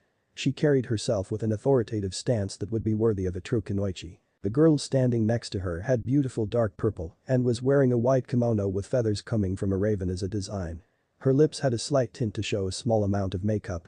Her eyes were like the Hyuga heads. But they were a softer lavender color. She carried herself with a shy stance. But he could see an underlying potential in her. The girl next to her was stunning. She had a pale complexion, as well as stunning dark red hair. Almost a brownish color to it. She was wearing an earthen kimono with ornate vines crawling up the side. Her lips were lightly tinted red and she had a small amount of blush. She carried herself with a calm, tranquil stance. The last girl left him speechless. The girl was wearing a lovely green kimono with beautiful ornate serpents along the designs, stitching and hemming. Her hair was a silky black and her eyes were golden with snake-like slits. She carried herself with a clearly excited stance. He knew who she was. After all, she was the one who gave him the tenchurin flower. Naruto stared at all 4 beautiful girls and he began to stutter. Ah. Ma. Humana. Ha. Thump and he fainted. Hinata, Funu, Yakumo and Mitsuki looked at Naruto and suddenly turned to each other and screamed, look what you did to him. The girls began to bicker and argue as their escort sighed to themselves. This is going to be more difficult than we thought. Isn't it? They all watched as the girls continued to bicker as Kyuubi picked up Naruto and carried him back into the council room. After they had managed to get the girls settled down they had all re-entered the council chambers. Kyuubi had managed to wake up Naruto. But she was currently trying to convince Naruto to remain long enough to at least consider the benefits. And she was currently failing. Kyuubi, look. I understand where you are going with this and the fact of the matter is that I do not wish to accept the Kra. Naruto-kun, this will help your clan. And. Naruto cut her off. Look Kyuubi, I know you think this will benefit me in the future, but the fact of the matter is that I refuse to marry anyone unless I hold genuine feelings for them. Kyuubi sighed as she looked at Naruto. And for now. Accept the Kra, but only allow girls who genuinely care for you and that you care for as well be with you. Does that suffice? Naruto looked at her to retort. But sighed. He was going nowhere with this. Fine. I will take the Kra. Under the conditions that the girls that I marry have to genuinely care for me. I will look them over for any seals that are forcing them to do this and I will immediately remove them. If I see even the smallest amount of deception in their eyes I will not even look in their direction. Am I clear? The clan heads nodded while the civilians muttered to themselves. Sarutobi stood up. Besides that fact. Naruto. What exactly did you train in for the past 5.5 years? Naruto looked at Sarutobi and smiled. Well. I studied puppetry. As you saw in your office. Sarutobi smiled while Hiashi shivered. I also studied sealing, bijutsu, and various ninjutsu. Oh yeah, summoning and. He was immediately silenced when the entire council yelled. Summoning. Naruto cringed at the loud noise as he sighed. Yes. Summoning. I got the contract when I went through Mushy Pass. Shibi Aburam gasped when he mentioned Mushy Pass. But. Mushy Pass is a deadly area filled with dozens of insect species that no one has ever been able to control. Much less survive. Naruto looked at Shibi and sighed. That's because the insects in Mushy Pass are summon animals. Just like the toads on Mount Myabakuzen. Everyone looked at Naruto. You thought all summon animals came from some sort of alternate dimension. The clan heads looked down while the civilian council curled an eyebrow. Naruto slapped himself in the face. Man. Well, I am sure you want to know how I got the scroll. I was walking through the forest with my sensei. The two of us got separated. I ended up in the Mushy Pass when I tried to look for him. And man was it hell going through that place. Flashback. Naruto ducked as a large wasp came flying at him. He used his bow staff and swatted it out of the way. He then ducked again as another wasp came hurtling at him, damn it. No wonder people hate these things. Naruto swatted away another giant bug as he pulled out Vanguard. He had since modified his first puppet and it was now his favorite puppet. He used his bow staff as a mount as he jammed it into a wall. He jumped up on the bow staff and swung his puppet at the insects. We sliced a few in half. The insects just kept coming at him, damn. Where the hell are all these things coming from? Naruto turned around as he swatted another one away. He looked around as he saw another group of the massive insects heading towards him. He mentally cursed, shit. Can this get any worse? Suddenly the ground he was standing on shattered beneath him as he fell downwards. He began sliding down a slick gooey substance. He finally found an end as he crash-landed into a slimy pool of whatever the hell he was in. He pushed to the surface as he began to spit out the substance which managed to get into his mouth. Ack. What the hell is this shit? Naruto opened his eyes. And they widened when he saw what he was in. He was in a nest. He looked to find large eggs. About the size of a toddler. He began to stand up. He looked around to find the cave covered with large flowers that seemed to move. He waded to the edge of the pool of slime and crawled out, gasping for breath as he did. Damn. What the hell is this place? He pushed himself up as he looked around. He was in some sort of catacomb. He began to walk around when he began to notice all the insect life. If there are more bugs down here. I better be careful. Naruto took a step forward, crunch, and he looked down. He had stepped on what looked like a giant tick. But it had a stinger at the end of it. And it had a small set of wings developing. Naruto was about to step again, when he heard the loud shriek behind him. He quickly turned around to see the walls moving. The rocks. Which apparently were not rocks began to fold into the wall. The wall began to crumble as Naruto saw the giant creature. It had to be the biggest bug he had ever seen in his life. It had the form of a massive wasp, but it had long front legs like a praying mantis. And it had massive wings. The insect opened its eyes, showing crimson orbs. It saw where Naruto's foot was and shrieked. It scuttled over to Naruto where it tried to impale him on its spiked tail. Naruto swerved out of the way and slammed the bug in the face. Making his own body shake with the vibrations. He managed to gain enough of his own movement back so he could avoid a strike from the insect's frontal claws. He jumped out of the way and threw a kunai at the bug. It bounced off of its armor. Naruto cursed, shit. This thing has to have a weak point. Think Naruto. It's just a big bug. It has the same anatomical features and… Oi duh. Why the hell didn't I think of that before? Naruto ran towards the bug as it began to flap its massive wings. As it was about to jump off the ground, Naruto drove the bow staff into the insect's incredibly soft wings. He then tore upwards, shredding the wing. The insect fell to the ground as Naruto dealt a strike to its abdomen.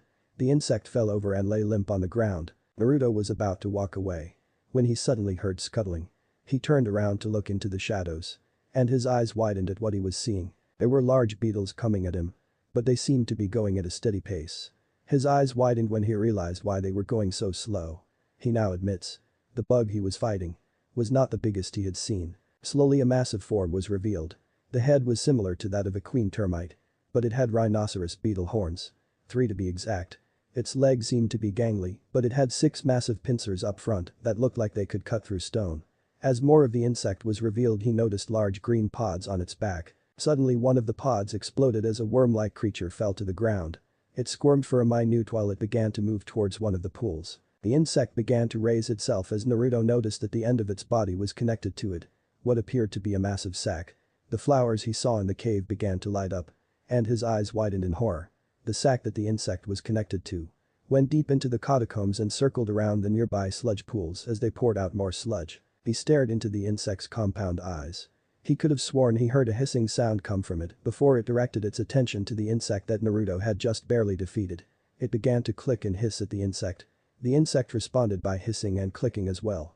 The two continued this until the massive insect, which had to be big enough to be a boss summon, directed its attention to the wall behind Naruto. It began to click rapidly and before Naruto knew it he was being wrapped in webbing. He tried to struggle, but he fell over as he saw what was wrapping him up. The flowers on the ceiling and walls were actually massive spiders about the size of a man. They finished wrapping him up as another insect came crawling up to him. It sat near the base of Naruto's neck and began to leak out a digestive fluid that ate at Naruto's flesh. Naruto hissed in pain and tried to struggle, but he was being held down by the spiders. Meanwhile the insect dropped a single egg into the hole as it began to secrete a saliva-like substance that closed up the hole. The pain then began to crawl up his spine until the pain skyrocketed in his brain. The spiders let go of Naruto. But immediately he felt incredible pain at the base of his neck. It felt like someone was drilling into his spinal cord. He suddenly began to interpret the clicks and hisses into words. The process seems to be working. Quite interesting. And he is quite resilient, he may in fact be worthy. He kept hearing these noises and words until the pain finally stopped. He groaned in pain as the spiders began to cut the webbing around him. He suddenly heard chuckling. He looked to find that it was coming from the massive insect. I see. You are strong. But we do not know if you are worthy of the gift we wish to dispose upon you. We shall see through your memories. Suddenly Naruto saw every last pain that had ever happened to him. He heard the other insects' clicks, growls, and their screams as he saw all of his memories. But why were they screaming? Suddenly the memories stopped flooding through his mind. He looked up to see the insects looking down. And they were shaking as if they were crying. Suddenly he heard the giant insect sob out, "You have suffered so much. Yet you do not strike back. You hold good in your heart. You are worthy." The insect waved its massive front claws as another insect came crawling out of the wall, carrying a massive scroll on its back. Naruto looked at the insect in confusion. "What are you talking about?" The insect spoke up. "We are the insect summons. For over 300 years we have guarded the scroll of our family, thinking that none would ever come to be worthy of signing it. You, however, are worthy of that honor." The insect carrying the contract placed it in front of Naruto and began to unfurl it. On the scroll were 5 names. Andre Abiram, Karamis Kamizuru, Lilinet Arthagist, Hiyori Kitamura, and Zephan Segmist. Those individuals were the only ones to ever sign our contract. And each one took a clan away from the contract. The Abirams took the Kakachu. Kamizuru took the bee family. The Arthagist took the rhinoceros beetles. Kitamura took the tarantulas. And Segmist took the termites. Each of the clans taken was essentially kidnapped. But we have not been able to find them. Naruto looked at the first name. Abiram. So a clan from Konoha had kidnapped the Kakachu originally. And? You want me to have this honor? When you have already lost 5 clans. The insect nodded its head as it answered. Yes. I do. Naruto stood and placed his hand over his heart. And I swear to you. I will find the wayward clans. And I will try to bring them back for you. What is your name? The insect seemed to smile. If it was possible for mandibles to make a smile at least. My name is Kabutamashi. Then flashback. After that I met back up with my sensei. By all dumb luck he had managed to capture a segment and an Arthagist. And both were the current holders of the scrolls. The clan heads looked at Naruto in shock. But Abiram's head looked down. But we have grown so attached to our Kakachu. Must you really take them from us? Naruto gave Shibi a serious look. Perhaps if I speak to Kabutamashi-sama, I might be able to work out an agreement. But the other 2 contracts must be returned. Shibi sighed as he began to pray. Kabutamashi would allow his clan to continue using the Kakachu. Suddenly a civilian council member spoke up. Who was your sensei? Boy. Naruto looked down with a sad expression. My sensei. Naruto's eyes began to water. The clan head saw this and all of them thought, what happened to his sensei? Clearly the civilians did not see this nor did they care, as one of them, a pink-haired woman yelled out. Stop stalling, brat, and tell us who your sensei was. He couldn't have been all that great, seeing as he is not here with you. If he was so great he would have come with you and… The woman was silenced by a blast of killing intent from the blonde. My sensei was Akasuna no Sasori. And I had the misfortune of watching him die.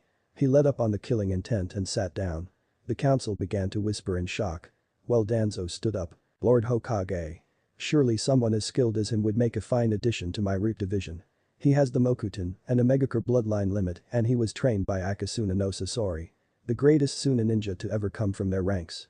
As such, I request that he be placed in my root division. Danzo was mentally sneering at the boy, who 2 years ago had foiled his plans at an alliance with Hanzo. Naruto glared at Danzo and spoke, oh really Danzo? And why Percy would allow you to be my leader? When you had the gall to try and kill my Antem. Everyone turned to Danzo who was now sweating bullets. He knew I was there. How? I saw him fighting head-on. How did he manage to see me from that distance? Danzo spoke up as calmly as he could, I have no idea what you are talking about. Naruto snorted as he turned towards the old warhawk. Whatever. Besides. I promised Ajiji that I would attend the last year of the academy. He turned to Sarutobi. Am I correct? Sarutobi smiled at the blonde as he answered. Through Naruto. You did in fact promise that. Sarutobi turned towards the council. I see no issue in that. Do any of you? The clan heads shook as a sign they did not disagree. The civilians grudgingly agreed. Meanwhile Danzo was fuming. Damn. His power would have given me the strength to take you down, Sarutobi. Now how am I going to take the position of Hokage? Sarutobi smiled. Tomorrow, Naruto will start the academy. He began to write down a form. This is the room number. Naruto took the piece of paper and smiled at Sarutobi. Thanks, Ajiji. He and Kyuubi sunshine out of the council chamber. Later that night. With Funu was cursing to herself. Her plans were slowly falling through the toilet. She was not the last remaining Uchiha as she had planned. Instead, that pathetic excuse of a genius had spared his worthless little brother. Leaving 3 Uchiha living. Funu looked at the training post that had a symbol carved into it. Her eyes changed from her regular eyes into the Sharingan. And then they shifted into the biohazard symbol, Amaterasu. And a black flame shot from her eyes. Destroying the dummy that had the symbol of the Uchiha clan carved into it. She began pacing as she thought to herself, damn it. My plans are slowly being destroyed. Not only is that pathetic excuse of an Uchiha still alive. But also Naruto-kun will only marry for love. I have to worm my way into his heart. But how? I know I care for him. But I have no idea how to show it. She sat next to a tree in the apartment she had bought after the Uchiha massacre. She had managed to smuggle a large amount of scrolls from the compound before Sasuke got a hold of them. This gave her an advantage. Not only was Sasuke stuck with the most pathetic Uchiha clan justices, but he was also so hell-bent on revenge that he would never be able to properly learn them. She smirked to herself, I will not be defeated. My dear Naruto-kun. She walked upstairs. Ready to prepare for the next day at the academy. Next day, the academy class was waiting for their teachers. All of them were extremely anxious since their parents had told them that they were to receive a new classmate. And not just any classmate. A senju who has the Mokuton. Sasuke was brooding, on the inside however he was scheming, I will defeat this dope and I will make him teach me his justice. So I can kill him. Hinata was quivering. She knew who it was and it made it that much harder to get out of bed. But she wanted to gain Naruto's affection. Funu was thinking of possible ways to get Naruto to fall for her. Kiba was looking at Hinata with lust, I will beat this new dope and I will show Hinata-chan that I am the man for her. Yes, Kiba will be bashed in this fic. Why? Because it is funny. Sakura was ogling Sasuke, whoever this boy is, he will never beat my Sasuke-kun cha Shanro. The doors opened as Iruka Yamino and Mizuki Tao walked through the doors, alright class. I am pleased to announce that we have a new student today. Please treat him with the same respect you wish him to give you. The doors opened again as Naruto stepped through them. The class had mixed reactions. Hinata was blushing at him, Kiba was snarling when he saw the blush, Sakura was humming at the sight of him, Sasuke was looking at him as if he was a pole to be measured, Funu was looking at him with a seductive smirk. The reactions continued until he spoke, hello everyone. My name is Naruto Uzumaki. I hope we can all get along. Chapter 6. Academy and Akatsuki. The Sepro Evolution. Juuken Naruto and Mokuton Naruto. Check his profile. Red Eyes Inferno Kaiser. Code Geass Naruto crossover. Check his profile for details. BRACOHALO 117. Well. I think the challenge is good, pouts. Naruto had done exceedingly well in the academy. When he first joined the academy top he was automatically placed as the dope. But in less than 3 months he had taken the 5th place by storm. He developed friendships with many of his classmates, Choji, and he both shared a love of various foods. Although he preferred ramen whereas Choji preferred barbecue pork. Both he and Shikamaru had tactical minds. Although Naruto was a lot more energetic than Shikamaru. He and Ino both shared their appreciation for flowers. The two had taught each other various gardening techniques in their free time. He and Shino had become quick friends. Especially since he showed Shino his insect contract. However, with friendships came enemies. And his worst enemies were Sakura, Sasuke, and Kiba. At first he thought he might be able to get along with Kiba. That is until the second week of the academy. Flashback, Kiba pushed Hinata against the wall with a lecherous grin on his face, oh come on Hinata. Why not, I mean in a few months we will be shinobi and we might end up dying, why waste this chance? Hinata struggled against Inuzuka's grip. It told YUK Kiba. I love another. Kiba began to squeeze her arms and make her squeal in pain. It's that Naruto shit he tightened the grip he had on her arms, oh please. He could never please you like I could. He puckered his lips and leaned towards Hinata. Hey, shit stain. Kiba turned and saw the end of a bow staff smash into his face. Forcing him to let go of Hinata, Kiba tumbled and hit a tree nearby. Akamaru, who had been whimpering off to the side, walked over to his master and began to whimper. Kiba pushed himself up and saw who had knocked him down. His eyes narrowed when he saw Naruto standing in front of him wearing a black cloak with red clouds, holding a bow staff. Naruto pointed the bow staff at Kiba, I suggest you walk away Kiba. Or someone will get hurt. Kiba snarled at Naruto and got up. Yeah, and it's going to be you. He ran at the blonde with his claws extended and slashed at the blonde. Naruto sidestepped him and delivered a punch right into Kiba's chest. Kiba staggered a bit and coughed up a bit of blood. Naruto stepped back as Hinata stood a few feet behind Naruto, you have a lot of nerve treating a woman as you did in Inuzuka's slime. I could have you arrested for attempting to force yourself on a woman. Naruto spoke the next part with finality, especially my fiancé. Kiba glared at the blonde. While Hinata had hearts in her eyes. He accepts. Kiba snarled at the blonde and then pointed to Hinata. I will do whatever I feel to women, all they are good for is to cook and make kids. Naruto snarled at Kiba as he spun his bow staff. You should think before you say things to Inuzuka. Especially in front of me. Naruto launched himself at Kiba and buried the tip of his bow staff in Kiba's chest, cracking several ribs. Kiba coughed up more blood. Naruto jumped in Kiba's guard and delivered a strike at the mutt's chin. Akamaru quivered in the back, feeling intimidated by the blonde's aura. Kiba was launched into the air by a strike from Naruto's bow staff. As he was flipping backwards in the air, Naruto jumped up and placed the bow staff firmly on his waist at a horizontal angle. He then began to spin in the air and directed the spinning bow staff at the Inuzuka. Kiba was launched into the ground. Kiba landed face first into the dirt, scratching up his face quite badly. Naruto turned to Hinata and walked over to her. She flinched when he reached out to touch her. He retracted his hand. Don't worry. I am not going to hurt you. He slowly reached towards her and began to examine where Kiba had gripped her. There were claw marks. He looked at the Inuzuka and made a mental note to talk to his mother. After he fixed Hinata's injury, he got up and began to walk away. Wait. He turned around and saw Hinata twiddling her fingers as she looked at her feet. The part. About, me being why your fiancé. Were you? Naruto cut her off before she could continue. Since the council meeting. I observed you. You seem to harbor genuine feelings for me. He turned to look her in the eyes. I may not harbor the same feelings for you. Yet. But I guess I can at least give you a chance. Naruto turned away and walked over to Kiba. He picked him up as Akamaru whimpered near him. He walked out of the academy and headed towards the Inuzuka compound. Flashback end. Kiba had been severely punished by his mother. It was considered a disgrace in the Inuzuka clan for anyone to force themselves on another without the other person's consent. Kiba had been disgraced in the clan because of it. And had forever lost his position as heir to the Inuzuka clan. The day it was the genin rank placement. And there were many people hoping to be placed on a team with their friends. Yunu was watching Naruto with a sad look in her eyes. He has accepted the Hyuga heiress. He accepted the Daimyo's daughter before any of us could try. And me. I haven't even managed to muster the nerve to tell him how I feel. To think. The granddaughter of Madara Uchiha. Not even able to muster up the nerve to tell the man I love how I feel. She slumped into her chair as Iruka and Mizuki entered the room. Alright, class. I will now announce the top 5 academy students for this year. He looked at his clipboard. 5th place goes to Shino Aburam. 4th place goes to Hinata Hyuga. 3rd place goes to Funu Uchiha. Funu snarled to herself.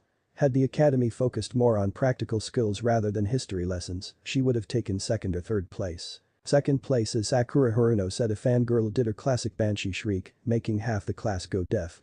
Once Iruka was able to hear again he continued, and 1st place. For the title of Rookie of the Year. Goes to the fangirls of both Naruto and Sasuke. The Sasuke fan club being led by Sakura and the Naruto fan club being led by Ami. I looked forward to it. The boys edged closer to hear who would be the Rookie of the Year. Finally Iruka spoke. There's a tie between Naruto Uzumaki and Sasuke Uchiha.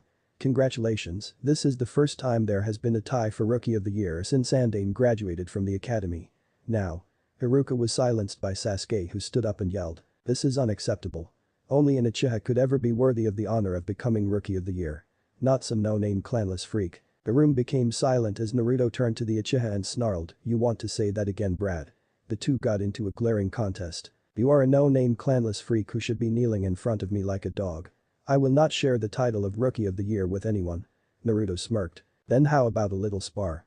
The winner is Rookie of the Year. The loser becomes the dead last. The class broke out into whispers as Sasuke smirked. Get ready to be put in your place. Dope. Sasuke got up and walked to the training field. Naruto followed suit. The two combatants looked at each other. Iruka stood between them as the two got into fighting stances, the match between Sasuke Uchiha and Naruto Uzumaki. This is a purely Taijutsu match, Bunshin, Henge, and Kawarimi are allowed. Nothing else. Hajime the two shot at each other and smashed their fists into each other. Sasuke pulled back his fist. It felt like he was punching iron. Before he could react, Naruto had delivered a strike to Sasuke's side and sent him to the ground. Sasuke got up and sent a kick to the blonde, who quickly blocked it with his forearm. He grabbed Sasuke's foot and yanked him off the ground. He spun him around 3 times before he slammed Sasuke face first into the dirt. Iruka nodded, the winner is Naruto Uzumaki. Naruto began to walk away. The rest of the class was applauding. Sasuke pushed himself up and glared at Naruto's back, no. I refuse to lose. To a clanless freak like him. Sasuke ran through hand seals, Iruka saw this and yelled. Sasuke stopped. The spar is over. You lost. Sasuke finished his hand seals and screamed, Pain. Bikakyu no Jutsu. He inhaled and then breathed out a ball of fire. Heading directly towards Naruto. Naruto slowly turned around and saw the fireball coming at him, he sighed and performed a single hand seal, Mokuton. Mikuja Heki the fireball engulfed Naruto. Much to the shock and dismay of a good portion of the class. Yuna ran forward and screamed, Nuo, Naruto-kun. She ran to the area that was burning. Hinata ran forward, but she suddenly stopped. She turned to see that Kiba had grabbed her arm and had a grin on his face. Now I am the only one you can have. He grinned.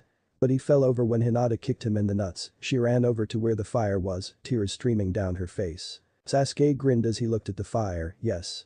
No one can compare to me. I am invincible. Sasuke began to laugh like a maniac. Until the fire cleared. Right where the fire was, there was a dome of what appeared to be wood. Everyone's eyes widened. How did a dome of wood appear in the middle of a spar? The only person who could do such a thing was Hashirama Senju. Would Naruto be? Mokuton? Jubaku Iso the ground beneath Sasuke erupted as Naruto came flying out of it. Being followed by dense vines that began to wrap around Sasuke. Sasuke was fully wrapped up in the vines, leaving only his face visible. Naruto landed in front of Sasuke and placed a kunai at his throat, I won. Dope. Naruto smirked as he walked towards the students. And was glumped by two sobbing girls. Hinata and Funu. Naruto was not surprised by Hinata. But Funu? Funu latched onto his chest and sobbed out, I thought I lost you. She began to cry into his chest. Naruto lifted her chin and made her look at him. Funu. Tell me. Do you truly and honestly care for me? Funu hiccuped and nodded her head, are doing this for any reason to gain power. She choked out a sob as she shook her head no. Are you doing this to gain my family's bloodline? Funu sobbed and shook her head as she buried her face into Naruto's chest. Naruto sighed, he lifted her chin, Funu. At the moment I do not love you. But like I told Hinata. I will at least give you a chance. Funu smiled and rested her head on Naruto's chest. Hinata snarled at Funu, she then pulled Naruto off of the ground and with a new resolve yelled at Funu, back off bitch, he is mine. The class was startled by Hinata's boldness. Funu was slack-jawed for a minute before she grabbed Naruto out of Hinata's grip and pulled him to her, making his face go between her breasts. No way, he is mine, damn it. Hinata grabbed Naruto's arm and pulled. Mine. Funu did the same. Mine, mine, mine, mine. The class was following how the two heiresses kept pulling Naruto, as if it was a tug of war. The Naruto fan club was letting an I'm tears fall, why can't I have Naruto-kun going through each of their heads? This continued until Iruka managed to break up the tug of war and directed the group of kids to the class. Meanwhile, Ikumo had sat in her room painting for the last few months, only leaving to get food and drink and to go to the bathroom. She had been painting the same portrait for the last few months. Ikumo was smiling as she thought to herself, I will make you mine. Naruto-kun looked at the painting. It was of her and Naruto in a lecherous pose, her eyes were glowing a dark purple. And Naruto's eyes were glowing red with black slits. An aura of 9 tails in his background. And a burning Konoha behind the two as they made love. Ikumo's eyes began to glow purple, soon. We shall become one. The next day, Genin placements. Iruka walked into the classroom to find all of his students quiet. He was at first surprised. Until he saw that all of them were asleep, he sighed and opened his mouth, wake up. The class practically jumped from their seats as they turned to their teacher, now that I have your attention, I will be assigning you all to your Jonin instructors. He pulled out a clipboard as he walked up to the front of the room, now there has been a change in team placements, in the past it was 3 Genin assigned to 1 Jonin. We are doing an experimental run to see possible future team success. There will now be 2 Jonin assigned to 4 Genin. He looked at the clipboard, team 1 is. Naruto sat and relaxed as he waited to see who he would be teamed up with. Team 7 will be Naruto Uzumaki. Naruto smirked, Sasuke Uchiha. Naruto's face twitched, Sakura Haruno his face twitched even more, and Kiba Inuzuka. Naruto headed. He smashed his face into the desk as he began to curse to himself. Iruka sadly looked at Naruto as he continued, Team 8 will be Hinata Hyuga, Funu Uchiha, Ino Yamanaka, and Ami Midarashi. The 4 girls looked at each other. While lightning seemed to cross between Hinata and Fungus's eyes. Team 9 is still in circulation from last year. So Team 10 will be Shikamaru Nara, Choji Akimichi, Shino Aburam, and Sai.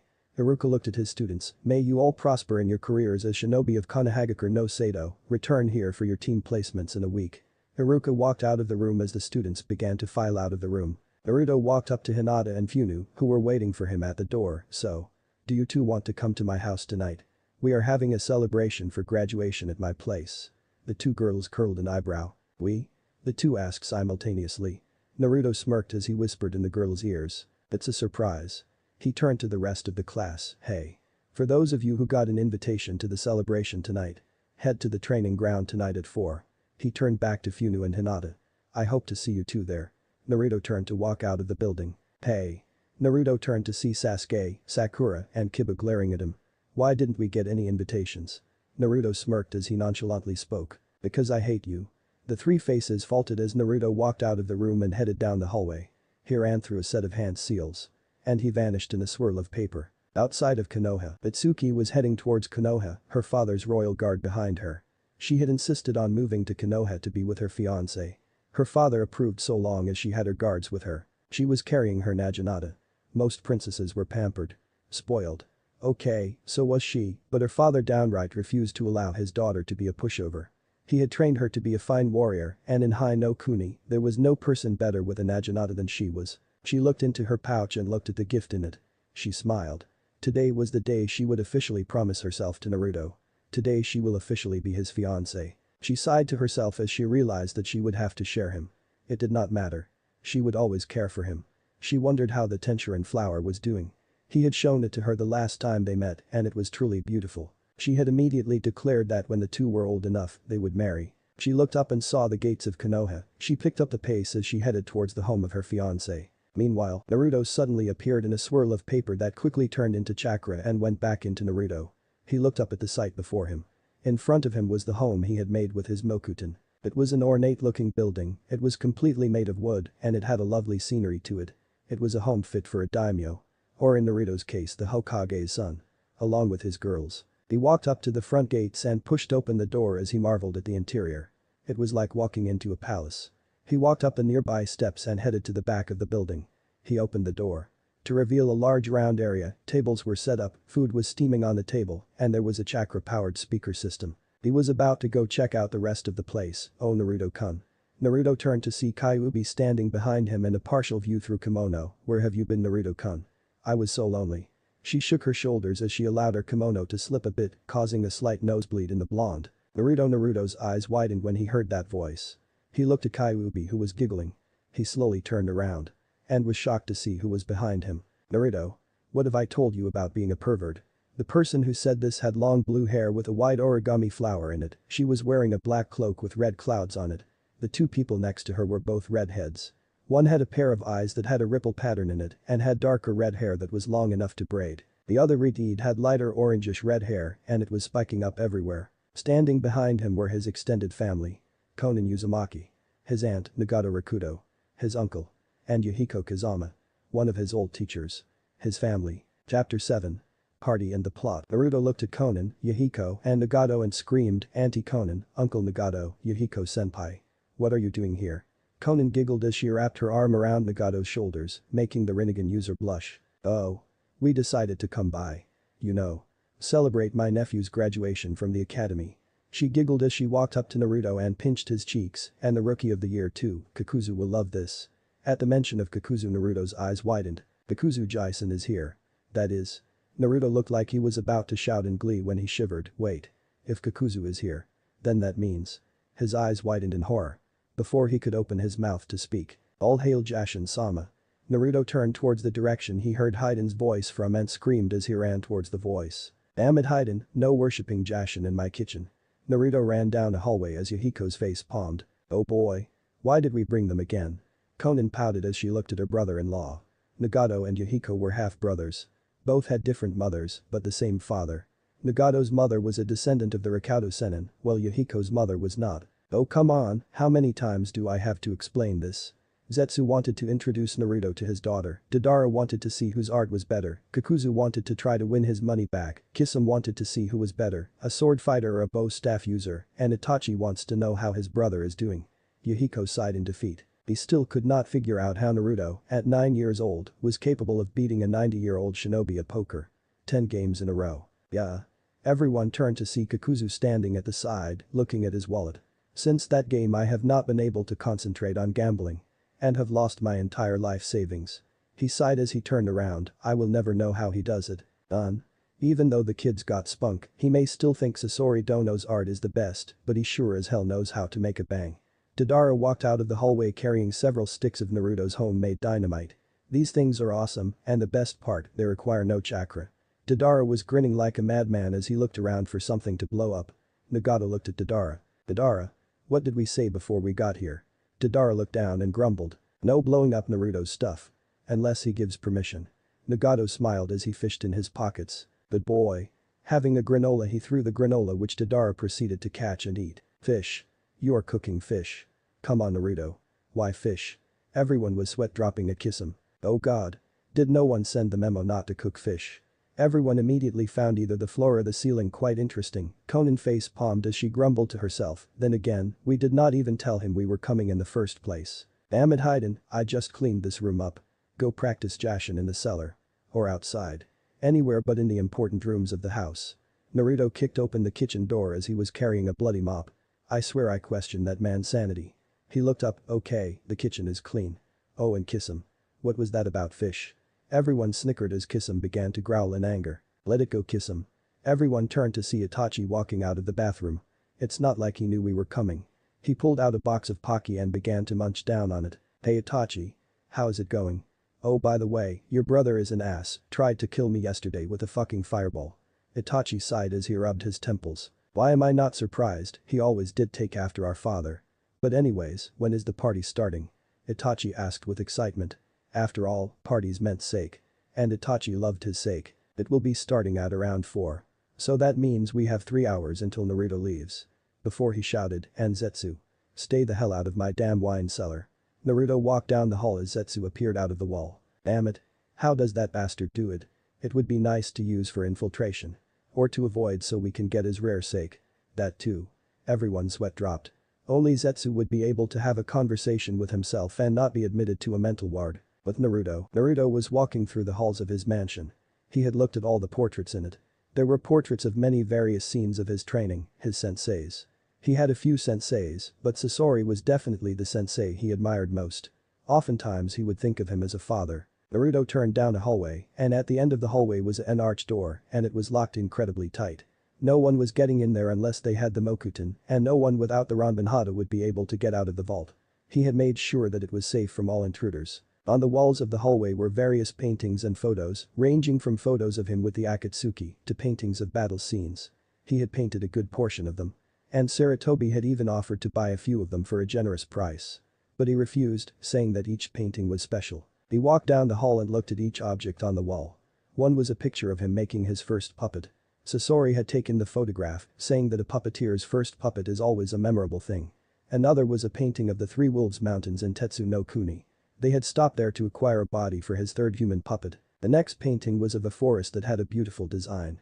Each one was a picture of events that he always remembered. He stopped in front of one. It was his favorite photo. The photo was of him, Sasori, Hayden, Kakuzu, Zetsu, Itachi, Kisame, Nagato, Yuhiko, Konan, Deidara, and Kyuubi all in one big photo. He sighed as he turned to the door. He went through hand seals, Mokuton, Fuinkai. The wood in front of the door was instantly covered in dozens of seals that lit up for a moment before dimming back to black. Naruto walked up to the door and pushed it open and walked inside. The doors were then covered in sharp paper that would regenerate so long as there was an available source of wood. And luckily, there was a massive source. Beyond the doors was a room that he had made after he finished the house. It was a room where he kept every memento he had. On the walls were several bow staffs that he had collected from various nations. There was a bookshelf that had books of every variety. As well as a few special triggers if he moved certain books. Near the center of the room there was a beautiful tree with a smooth surface and had lovely crimson leaves with white flowers. There was also a table covered in various origami he had made over the years. He walked up to what looked to be a scroll rack and opened his cloak, revealing 13 scrolls.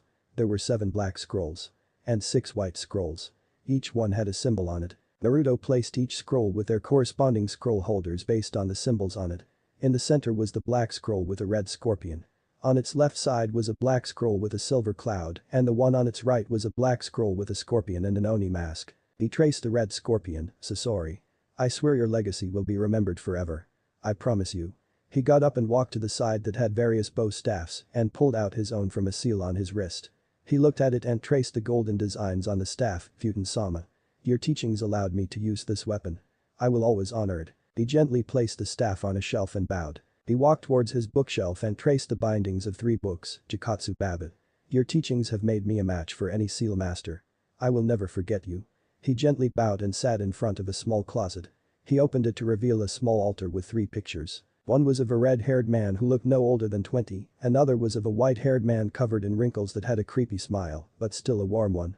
And the last one was of a black-haired man with scars across his face, gently smiling. Naruto bowed to the 3 photos. Sasori-sensei. Jikatsu Babbitt. Futen-sama. Before your ends you 3 made me who I am. I will not forget you 3. Nor will my future clan. I swear it. He happily smiled at the 3 photos. Well. Time to party. He closed the doors and walked to his closet and looked inside. Yeah. Time to party. He reached inside and grabbed its contents. 4 o'clock that night. Hinata, Funu, Yakumo, Mitsuki, Ino, Shikamaru, Choji, Shino, Ami, and a good portion of their classmates were all waiting in the training ground. They had gotten there according to what the invitation said. Now they were just waiting for Naruto. The 4 girls that wanted to claim Naruto were getting really edgy. Just as they were about to flip out, well. I see you all showed up. Everyone turned around to see Naruto in a tree. But everyone was shocked at his appearance. He was wearing a pair of brown cargo pants, a black muscle shirt, an armband around his left bicep, a pair of fingerless gloves, and a pair of shades. Mitsuki, Funu, Yakumo, and Hinata, along with the entire Naruto fan club, found him absolutely hot and were trying to keep themselves from jumping him. Oh, my freaking god. Look at those arms. Why the hell did he hide that? Was the thought running through the heads of all the girls. Naruto smiled, since you are all here. I think we can get this party started. Naruto sliced his thumb and ran through hand seals and then slammed his palm on the tree, reverse Kuchius. Compound. A massive puff of smoke washed over the entire group as a series of black lines covered the entire training ground. When the smoke finally cleared they were not in the training ground anymore. They were in a massive room with disco balls, lights, and a nearby snack bar. Naruto turned to the group, ladies and gentlemen. Let's get this party started. He snapped his fingers as the room was suddenly lit up with various lights and music began to play. Everyone screamed and began to run to places where they began to dance. Choji however slinked over to the snack bar. After an hour of partying Naruto jumped up on stage. Alright everybody, we are now going to have the partner dance off. The best pair will receive the prize. Immediately the floors were held with several couples. Choji was still at the snack bar. When he suddenly felt someone tapping his shoulder. He turned and saw Ino giving him a devilish grin. Hey. Wanna dance? Choji was not able to answer as Ino pulled him to the middle of the dance floor where she curled her finger in a come here motion. Naruto grinned at the 2 of his classmates and shouted, alright everybody. Introducing my friends. Akatsuki. Everyone cheered. Ever since Naruto explained the true motives of Akatsuki, the populace rather liked the group of S-rank criminals and they eventually became celebrated in Konoha. The stage was lit with fire as Zetsu, Deidara, Yahiko, and several instruments appeared on stage. Deidara was at the drums, Zetsu was at the guitar, and Yahiko was at the electric keyboard. Naruto jumped towards the microphone and spoke into it and for our first song. Please enjoy. Closer by Inoue Joe. Start playing 4th Shippuden opening. Ino grabbed Choji and began to forcibly make him dance with her. Choji eventually began to dance to the movements, making Ino smile a bit. Choji got into the movements and the 2 began to dominate the dance floor. At the very end of the song Choji lifted Ino and spun her around before he fell on his ass, Ino landing on his chest. Their lips crashed together. Everyone immediately stopped as they looked at the 2. Ino quickly got off of Choji who slowly pushed himself up and walked away, a forlorn expression on her face. Naruto saw the 2 and yelled out, hey, could someone take over for a minute? Kisame immediately came out and grabbed Mike and no heavy freaking metal Kisame. Kisame pouted and looked at the crowd. Our next song is Distance by Longshot Party. Start playing Distance by Longshot Party. Naruto walked up to Choji who grabbed a bottle of sake. Choji. I know we are old enough to drink. But don't you think you should enjoy the party? Choji looked down and then quickly downed the sake. How can I enjoy the party? Look at what I did, because I was so damn clumsy I made a fool out of Ino-chan. He grabbed his face in his palms and grunted, damn it. Why does this always happen to me? Naruto patted his big bone friend's back and spoke. Choji. Maybe if you told Ino how you feel then. Choji cut Naruto off. She will never feel the same. He groaned again, why did the girl I love have to be so amazing? Naruto was about to answer. What? Both Choji and Naruto turned around to see Ino standing there with her eyes wide and her mouth quivering. Choji went wide-eyed and was about to run when Naruto grabbed his shirt and slammed his ass back on the chair. Slightly cracking it, no Choji. You are going to sit down on this chair and explain your feelings to Ino. You are not going to run again. Am I clear? Naruto gave Choji a look that said, say yes or you will be in pain, to which Choji nodded. Naruto walked past Ino and went back to the party. Ino looked at Choji and walked over to the bench. See Choji. Is what you said true? Choji looked down and sighed. Yes, Ino. I understand if you wouldn't want to be with me. After all. I am just a fat-assed excuse of a Choji did not get to finish as Ino stood and snapped at him. No. You are a sweet gentle guy that any girl should be honored to date. Choji looked surprised at Ino. He was not expecting her to say that. That was for sure. But Ino. Ino hugged Choji and spoke. Choji. I have liked you for so long. I only pretended to like Sasuke before to make Sakura confident. I slimmed down my figure to attract you, Choji. Not Sasuke. You. She hugged him tighter as she rested her head on his chest. Please. Don't reject me. Choji looked at Ino in shock. Why would you like me of all people? Ino smiled as she nuzzled into his chest. Well. For one. You are a sweet guy who would do anything to protect his friends. And two. You don't care what other people say about you.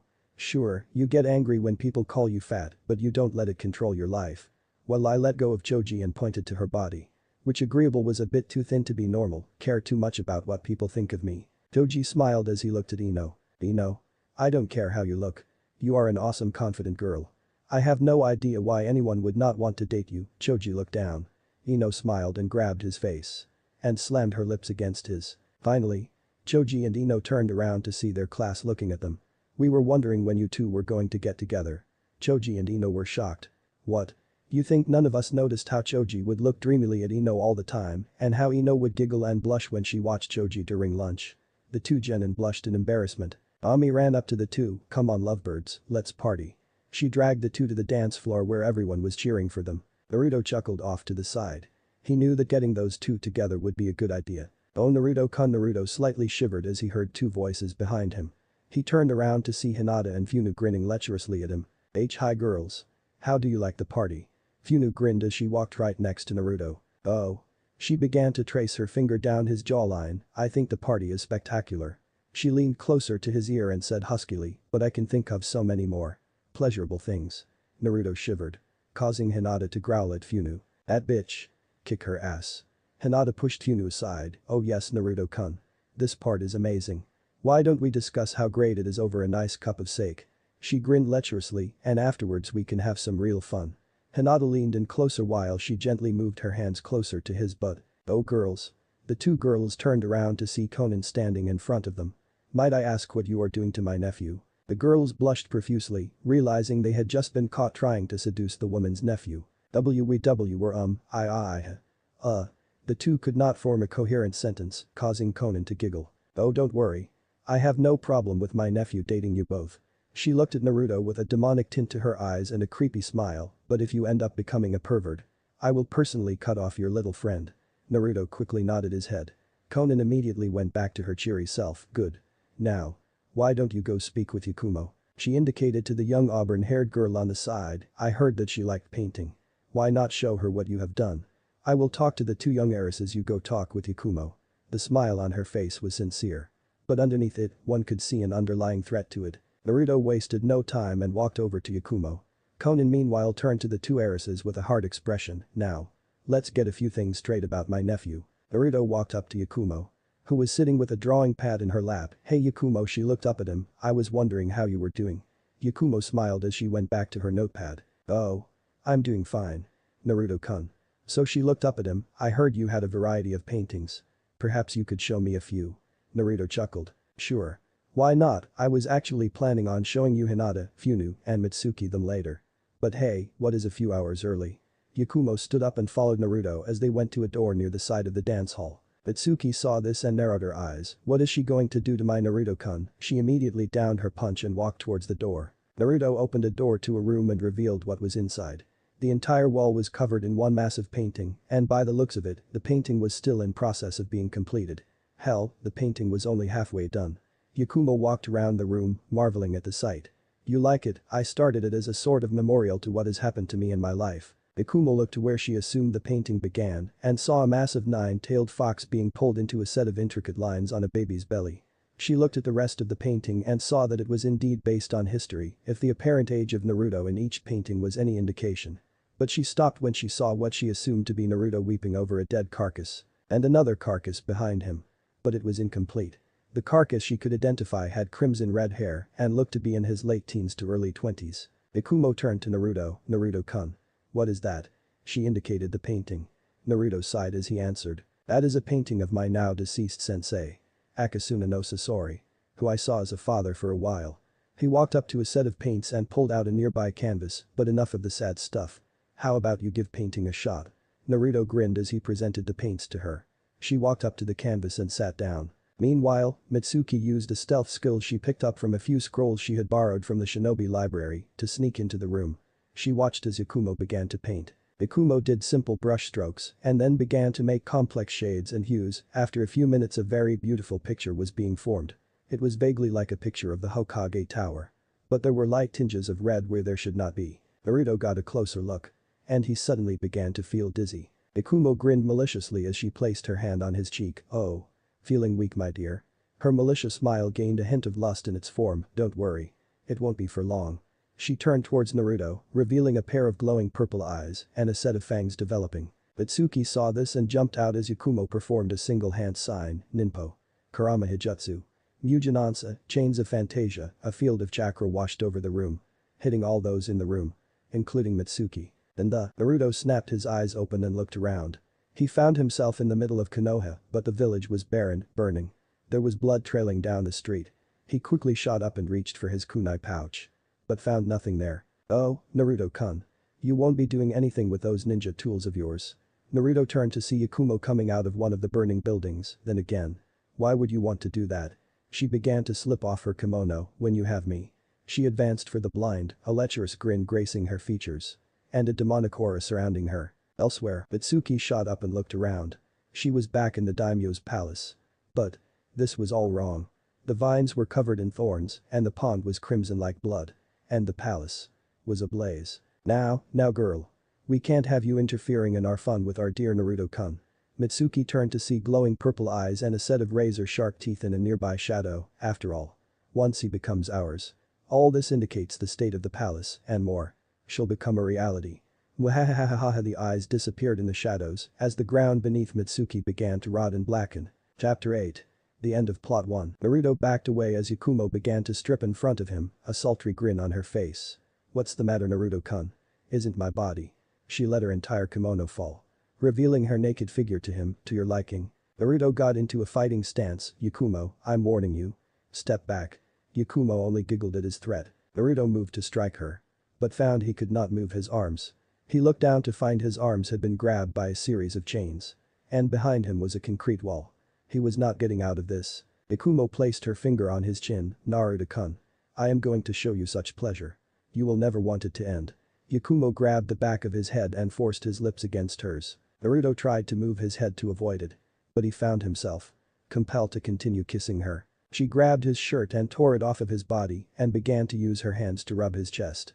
Making Naruto groan in pleasure. Removing her lips from his, she whispered in his ear, now. For the fun part. She trailed her tongue from his cheekbone down to his jaw as she nibbled on his lip. But Mitsuki grabbed onto the ledge as the ground beneath her fell through. Looking down, she saw a pit filled to the brim with massive spikes covered in various serrations. Cursing to herself, she thought, oh perfect. Just perfect. Where the hell am I? She grabbed the ledge with her other hand and hoisted herself onto the ledge. Panting, she looked around. Her home was still on fire, and by the looks of it, everything else was on fire. Damn bitch. When I get my hands on her, I am going to kick her fucking ass. She reached to grab her weapon. But found it wasn't there. Fuck. Mitsuki growled as she looked around. Damn. There has got to be some way out of this. And if both Naruto and I are in this, then that means I should be able to find him. Mitsuki began to walk out towards the exit of the burning palace. If that bitch so much as hurts a single hair on my Naruto-kun's head, I am going to kick her ass. Back with Naruto, Yakumo continued to nibble on Naruto's lip as she snapped her fingers, causing Naruto's undergarments to disappear. Yakumo grinned as she began to reach down towards his now bare member. Ooh.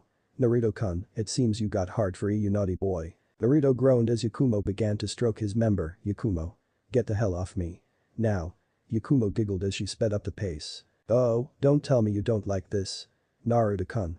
Yakumo stopped her stroking of his member and knelt down to it. If you don't, then maybe you will like this. Yakumo licked her lips and kissed the tip of Naruto's member. Naruto groaned in pleasure. Damn it. How the hell am I going to get out of here? This is not going to stop from a chakra pulse. I know that much about the Kurama bloodline. So Naruto's eyes widened. That's it. Naruto began to focus on his fingertips as he forced a certain sequence of chakra pulses to go through. This had better work. In Naruto's armory, one of the scrolls on Naruto's rack began to glow as the symbol on it began to light up. The symbol on the scroll was an Oni mask with a katana impaled through the forehead. Suddenly the scroll jumped off of the rack and rolled out, revealing a series of seals before a puff of smoke engulfed the room. Once the smoke cleared, it revealed a humanoid figure with heavy double-plated armor. It was also wearing a helmet with two curved horns on it, giving it the appearance of a demon.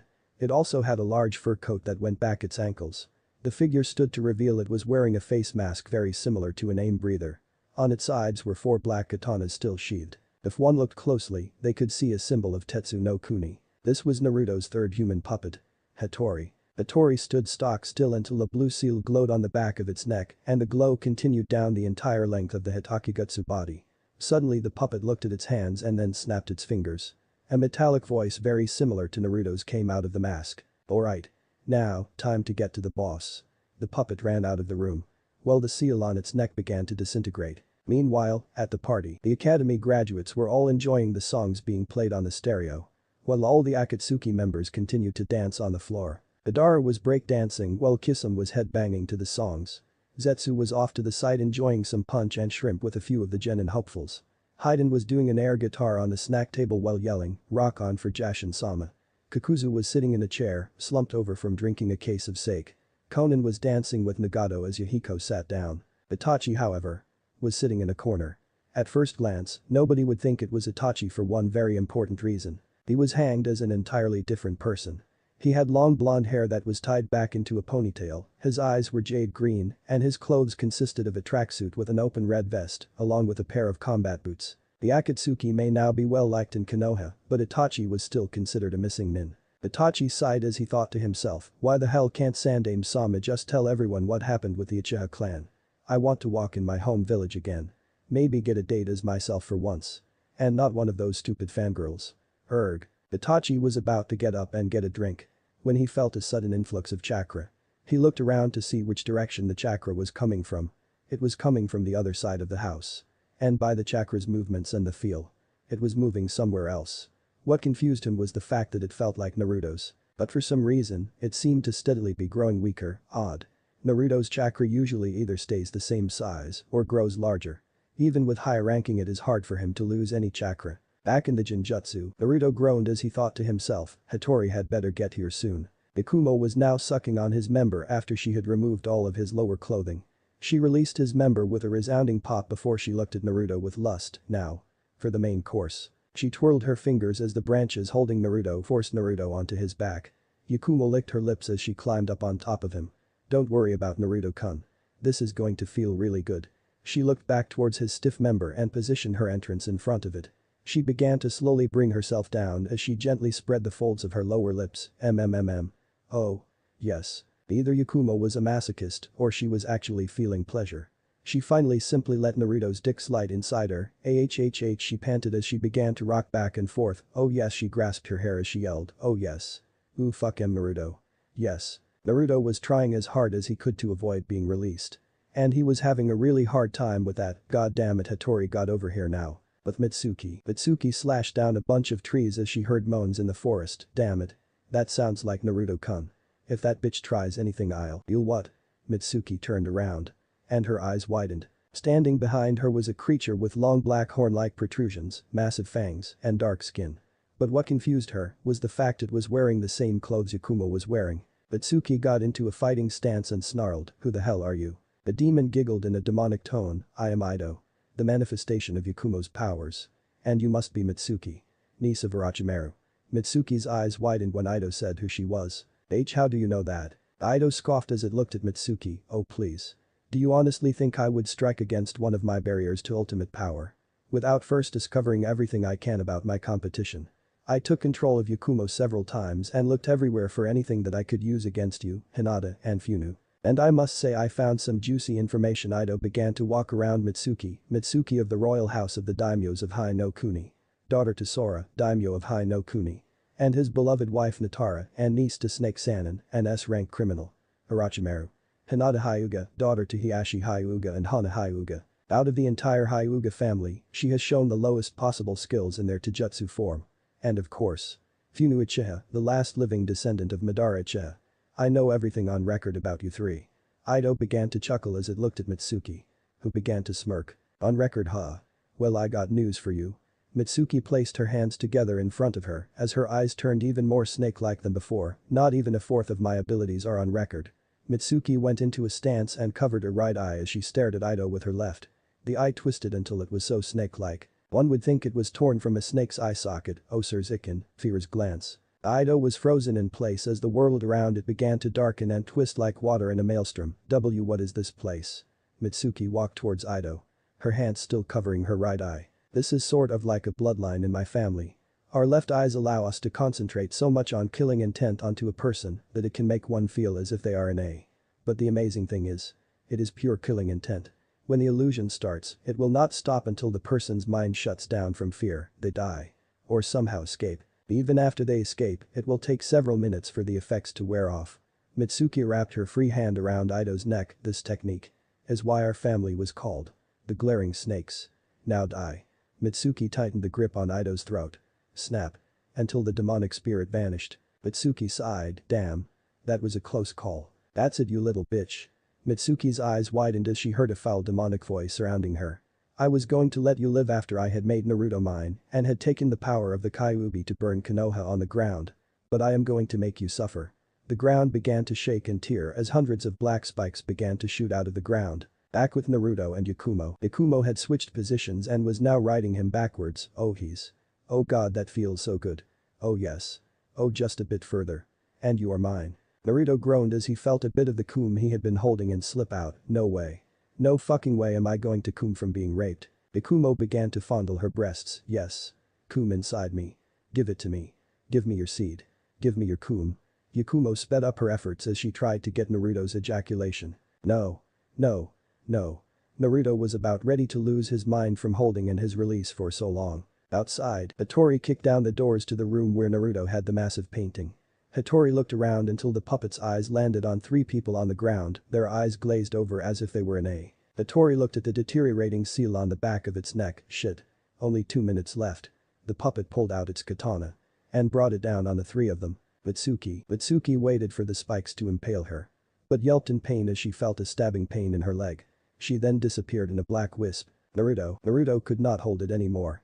He was about to be released when he screamed in pain as he too disappeared in a black wisp. Ikumo looked confused until she yelped in pain as she also disappeared in a black wisp. Again. Outside, Naruto shot up Mitsuki and Yakumo. Naruto looked at Hattori, who was now standing at a salute. Boss. I have completed the task you have set before me, I request that. Bam. Naruto kicked Hattori so hard in the face that the puppet was sent to the other side of the room. Idiot, I said break us out of the Genjutsu. Not try to cut off our legs. Hattori stood up. Sorry boss. Anyways, my seal has almost completely deteriorated, so I need to shut down and recharge.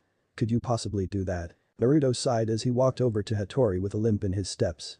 He touched the seal on the back of his head then let the puppet fall into his arms. I really have to increase the seal's efficiency. I can't keep recharging these guys every 10 minutes. Naruto pulled out a pen and then stabbed his finger. Mitsuki cringed while Yakumo was blinking as she looked around. What happened? Mitsuki looked at Yakumo and snarled, you little bitch. You trapped Naruto in a what the hell was that thing in your damn head? Yakumo squinted her eyes and tilted her head. Ido. What is going on? Mitsuki's eyes widened. You mean? You don't know. Yakumo shook her head. You don't remember trying to. Hey, would the two of you keep it down for a bit? If I get distracted for even a minute I could screw up this seal, and believe me it is a pain in the ass to fix this thing. The two girls shut up as they allowed Naruto to fix the seal. Naruto used his blood and finished the final segment. Good. Now for the final touch. Naruto began to charge a bit of chakra into the seal, making the seal glow red and then back to blue. He sighed as he wiped his forehead. Alright then. I am beat. Thump. Naruto fell over in an instant and began to sleep as Hattori also fell on top of him. Mitsuki and Yakumo looked at each other. Let's get him back to his room. They nodded to each other as they each grabbed either Naruto or the puppet and began to drag him through the house towards his living quarters. Time skip. The next day Naruto had woken up and had asked Yakumo what had happened. Apparently, she had a demonic spirit living inside of her. Naruto had managed to get some details on the spirit and had managed to seal it up. Since then he had been working on his puppets, bow staff techniques, and his sealing skills. It was now the day that they would officially meet their teams and senseis. Naruto kneeled in front of the altar he had in his room and lit some scented oils for each picture. I will see you later. My senseis. Naruto got up and grabbed his scroll case and placed it inside his cloak. He grabbed his favorite bow staff and checked over the seals on his wrists. Okay. Time to get ready. Naruto vanished via Shunshin and headed towards the academy. Hinata and Funu were glaring at each other while Kiba was trying to ask Hinata for a date. Sasuke was brooding while trying to ignore Sakura's incredulous yapping. Ino, Ami, Choji, Shikamaru, Shino. And the rest of the class backed away from the considered danger zone. Suddenly a large burst of wind sent everyone dodging flying papers as Naruto appeared in the room. Hinata and Funu were ogling his new look. Naruto was wearing a tattered black cloak with red clouds on it. On the inside of the cloak were 13 scrolls with various symbols on each one. On Naruto's back was an ornate golden bow staff with dragon-like designs flowing up the sides. Naruto also wore a ring on his left thumb with a kanji for jewel in it. Naruto looked at everyone and snorted, "What? Nobody ever seen Shunshin before." Everyone face faulted as they watched Naruto sit in between Hinata and Funu. Kiba, Sasuke, and Sakura were having their own thoughts on the blonde. How dare the Dun have power that I deserve? I am an Uchiha, an elite. His power should be mine. That Baka is trying to upstage Sasuke-kun to gain my attention. How dare that Bakemono? That bastard orphan stole Hinata-chan from me. I will make him pay and claim Hinata for my own. Boom, the doors slammed open, revealing Kyuubi standing there in an interesting set of clothes. "Oh Naruto-sama. You forgot your bento again." Kyuubi was wearing a tattered pair of black women's hakama with red clouds on it. Her upper shirt consisted of a woman's skin-tight woman's jacket that cut off just below her breasts, providing a shred of decency. On her left pinky finger she wore a ring with the kanji for void. Sasuke looked at Kyuubi, "She is perfect. With her I can restore my clan." Sakura glared at Kyuubi, "That hussy better stay away from my Sasuke-kun." Kiba drooled as he looked over her figure, "Okay. Scratch plan A, humiliate Naruto. And get Hinata and the babe." Naruto looked at Kyuubi and sighed, "Kyu-chan. What have I told you about wearing such a provocative outfit in public?" Kyuubi touched her fingers together much like a certain heiress would and looked thoughtful. Only do it while you are around." Naruto slapped his forehead, "I gave up. Just try to avoid bringing too much attention to yourself." Kyuubi did a mock salute, "Yes sir." Naruto sat down as Kyuubi chose to sit next to Hinata. Time skip. 3 hours later, all the other groups had already been picked up by their senseis and the only ones left were Naruto, Sasuke, Sakura, Kiba. And Kyuubi, who said that she is not leaving her Naruto-sama. Sasuke walked over to Kyuubi. "Why would you want to be with Adobe? Who has no clan name when you can be with an elite Uchiha like me?" Kyuubi got into a thoughtful pose as she began to name off reasons. "He is kind, sweet. I think he is cute. I question your sexuality. Shall I continue?" Sasuke got pissed off and swung his fist at her. "How dare you deny me, you bitch." Sasuke was about to strike Kyuubi when the vixen raised a single finger and stopped his punch. "I suggest you understand your opponent before you fight them." Her eyes glowed crimson as a demonic aura surrounded her, "It could get you killed." Sasuke jumped back and trembled, "She is strong. I must have her. And the council will give her to me." Kiba sauntered over to her, "Hey baby. Sorry you have to be with that dead last loser right there. Hey," he reached towards her, "how about you come home with me so we can have some fun?" Kyuubi turned to Kiba and smirked. Before she delivered a punch to his chest that sent him to the other side of the room, "Try to touch me again. And I will rip your arms off and then shove them up your ass." She said it in such a sweetly sick voice it scared everyone there. Naruto shook his head as he looked at her, "Kyu-chan. Must you cause conflict?" Kyuubi grinned as she latched onto Naruto, "Yep. It's what I do." The doors to the room opened as 2 men walked in. One had gravity-defying silver hair, had his headband covering one of his eyes, and had a face mask on. He had standard Jounin attire and was carrying around an orange book with the words, "Icha Icha Paradise" on it. The other one had spiky brown hair, a metal face plate that outlined his face and a pale complexion. He also had standard Jounin attire. The white-haired man put his book away, "By my first impression of you. You're all a THWACK. Crunch. Crack." The man stopped dead in his tracks as 3 tree roots shot out of the ground and impaled the wall next to his head, between his legs, and right next to his side. While 3 more tree roots impaled similar areas with the other Jonin. Naruto had his hand raised and snarled, "Your first impression. How about I tell you my first impression? You two are pathetic excuses of Jonin who have no perception of the word time and are likely to get us killed on the first mission. I will meet the rest of you on the roof." The roots receded as Naruto and Kyuubi sunshine to the roof. The 2 Jonin swallowed as they looked at the others, "Let's do what he said." The 3 genin nodded, knowing that currently, disobeying Naruto was a hazard to their health. Chapter 9. Introductions, Relations, and Genin Test. Naruto whistled a tune as he waited for his new team to get to the roof.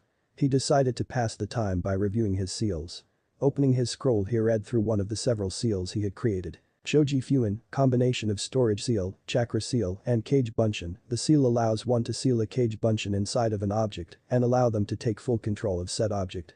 Works best in conjunction with battle puppets. Naruto had developed the seal because his puppet skills were limited in their usage due to his lack of proper chakra control, and the seal allowed his cage bunshin to use a full range of motion inside the puppets, making them extremely dangerous. Naruto continued reading.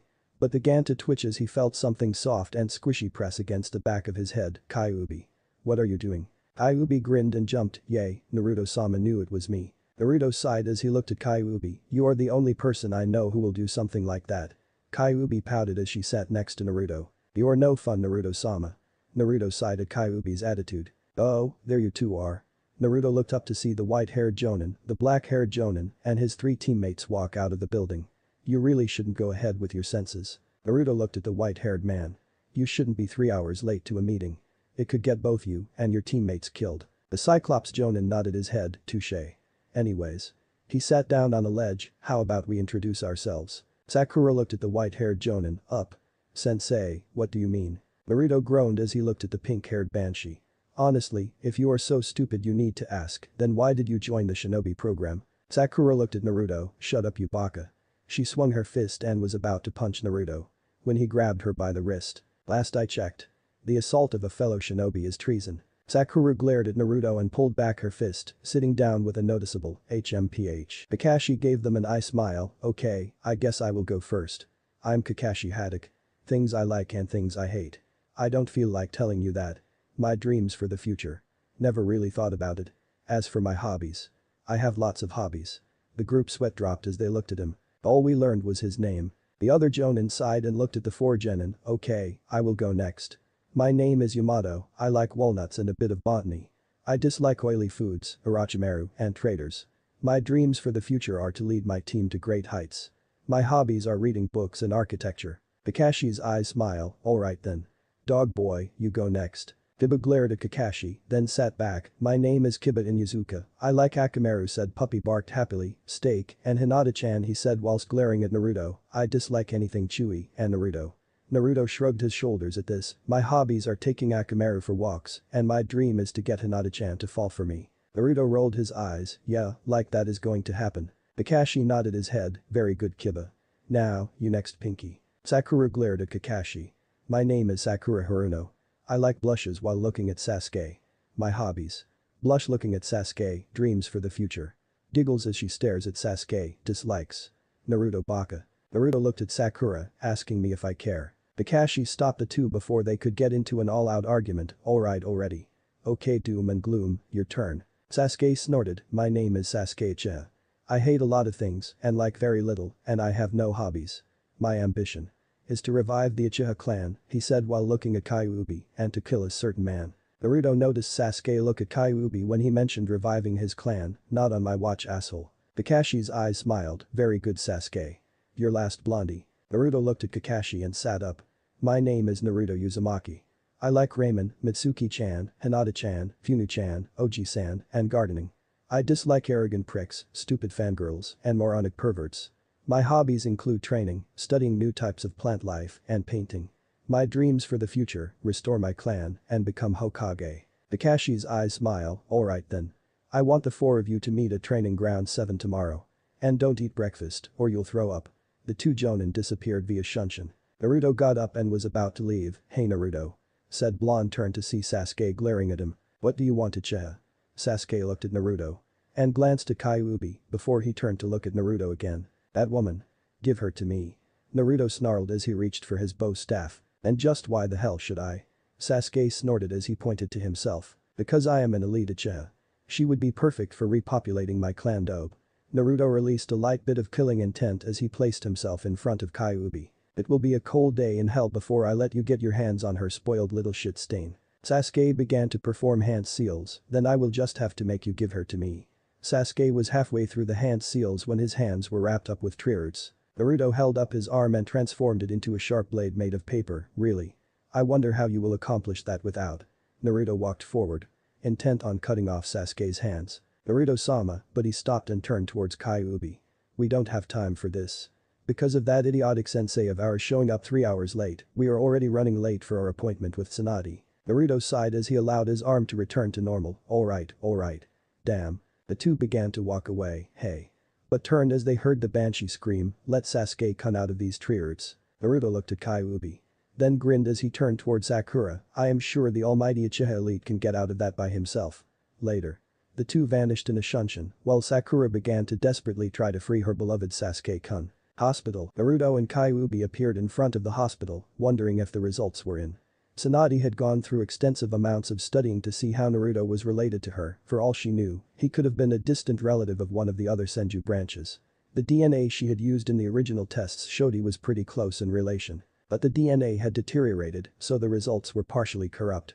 A fresh DNA sample would serve to provide much better results. The two walked inside and headed to the front desk. Hello, the receptionist looked and saw Naruto and Kyuubi looking at her. We are here for an appointment with Tsunade-sama. The woman looked at the clipboard and scanned its contents. She is in room 231. Go down the hall, up the stairs, and take a right. It should be on the left-hand side. Naruto and Kyuubi bowed, thank you miss. Come on. Naruto and Kyuubi walked towards the place she had indicated, while a certain Sannin was going nuts. But Tsunade kept staring at the documents before her. She just could not believe it, she just couldn't fucking believe it. How could she have blind to something like this for so long? Laying before her were hers, Nawaki's, and several other birth certificates, including Naruto and Minato.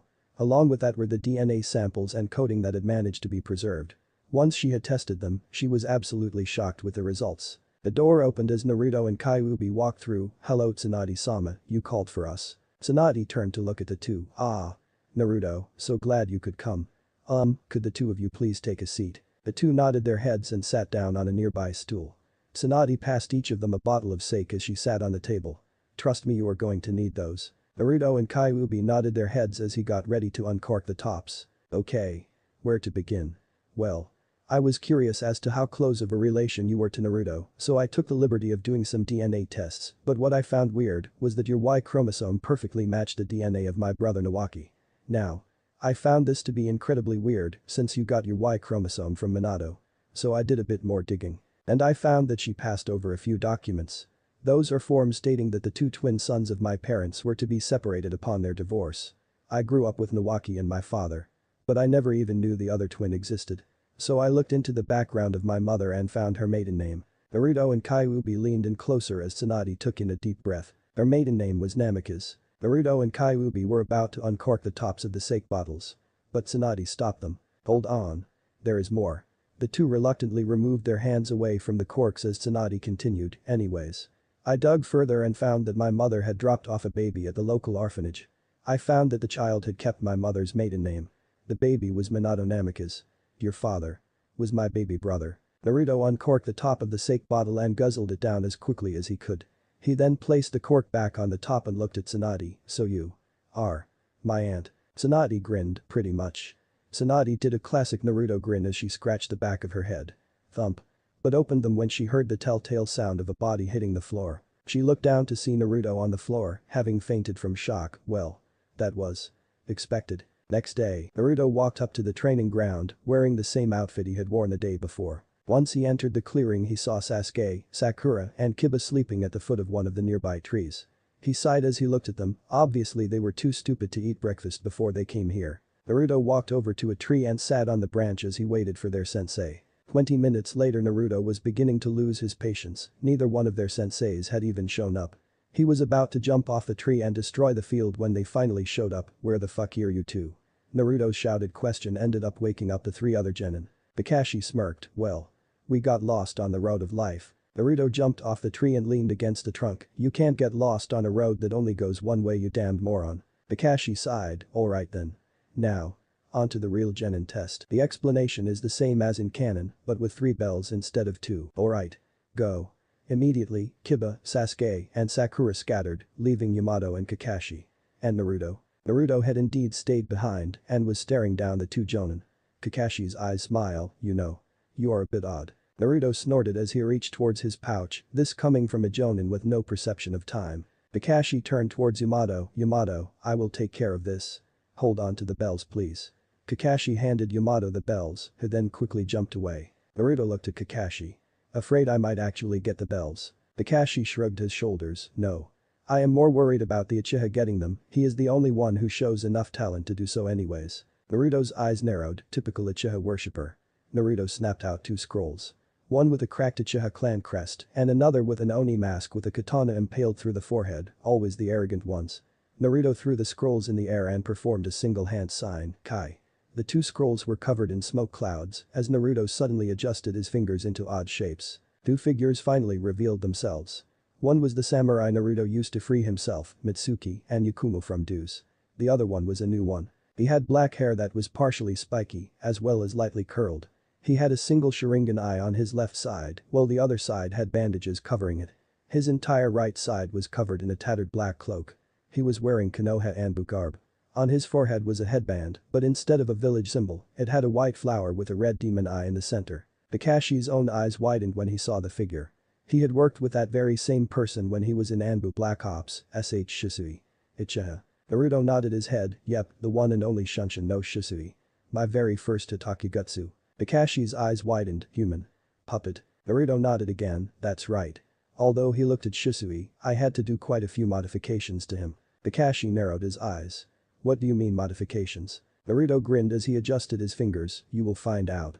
If you can provide a challenge. Kakashi reached towards his pouch and clicked it open, perhaps.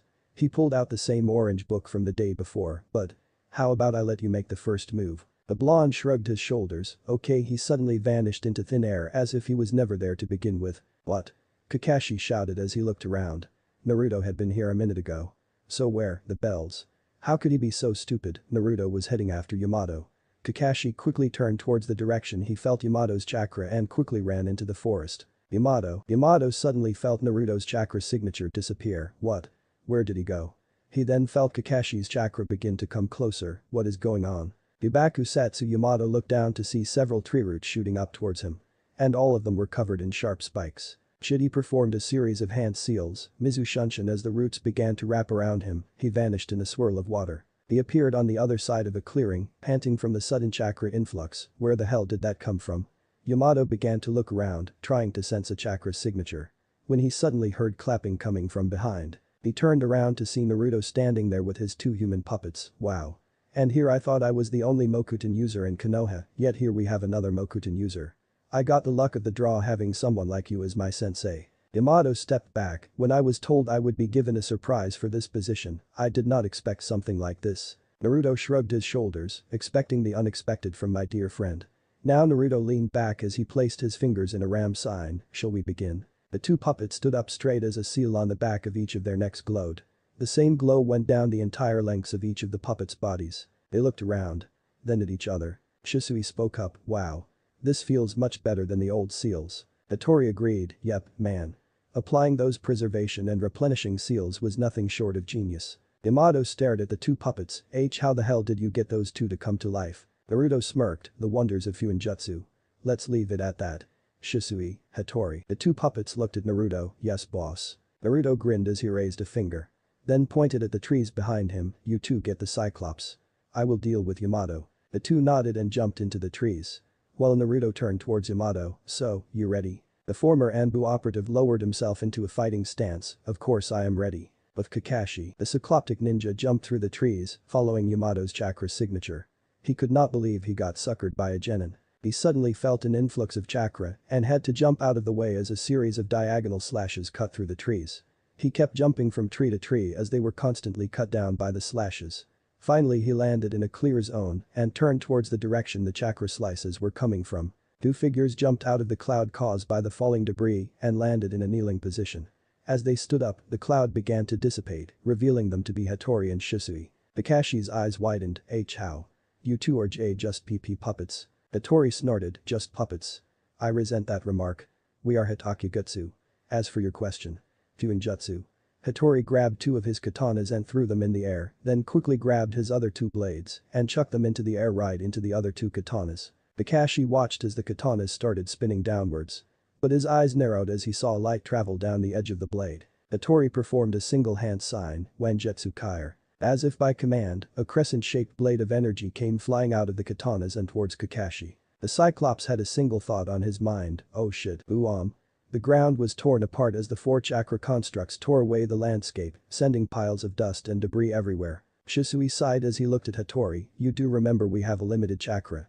Right. Hattori looked at Shisui, yes, but now when we run out of chakra we go into stasis instead of completely being obliterated. Wow, the two Hitakigutsu snapped around to see Kakashi standing on a pile of rubble. I have to say I am impressed.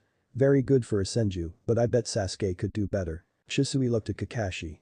And snorted, alright then he grabbed his cloak and mask, time to take this up a notch. He tore off his cloak, revealing his right side. Kakashi's eyebrow rose as he looked at what had become of the former Anbu. His left arm had been replaced with a giant black crab-like claw, with the inside covered in numerous seals. His right eye had a scope in place of a normal eye. And the Sharingan in his left eye was spinning at a constant rate. Shisui looked at Kakashi and raised his pincer. He snapped it open and said, Suiton. Ashi Taihu a blast came right out of the pincer and headed towards Kakashi. They said Jonin jumped out of the way and watched as the blast tore through the trees. And noticed a light mist, highly pressurized water. He turned towards the 2 human puppets, looks like they have some specialties. Hattori grabbed his katana and looked at Kakashi. Are you ready for Haddock? Kakashi lowered himself into a taijutsu stance, I am not a Jonin for nothing you know. Hattori tightened his stance, alright then. Hattori charged at Kakashi as Shisui fired off more pressure blasts. Chapter 10. Final Test and Reunions. Kakashi dodged out of the way of Shisui's pressure blasts and jumped out of the way of Hattori's slashes.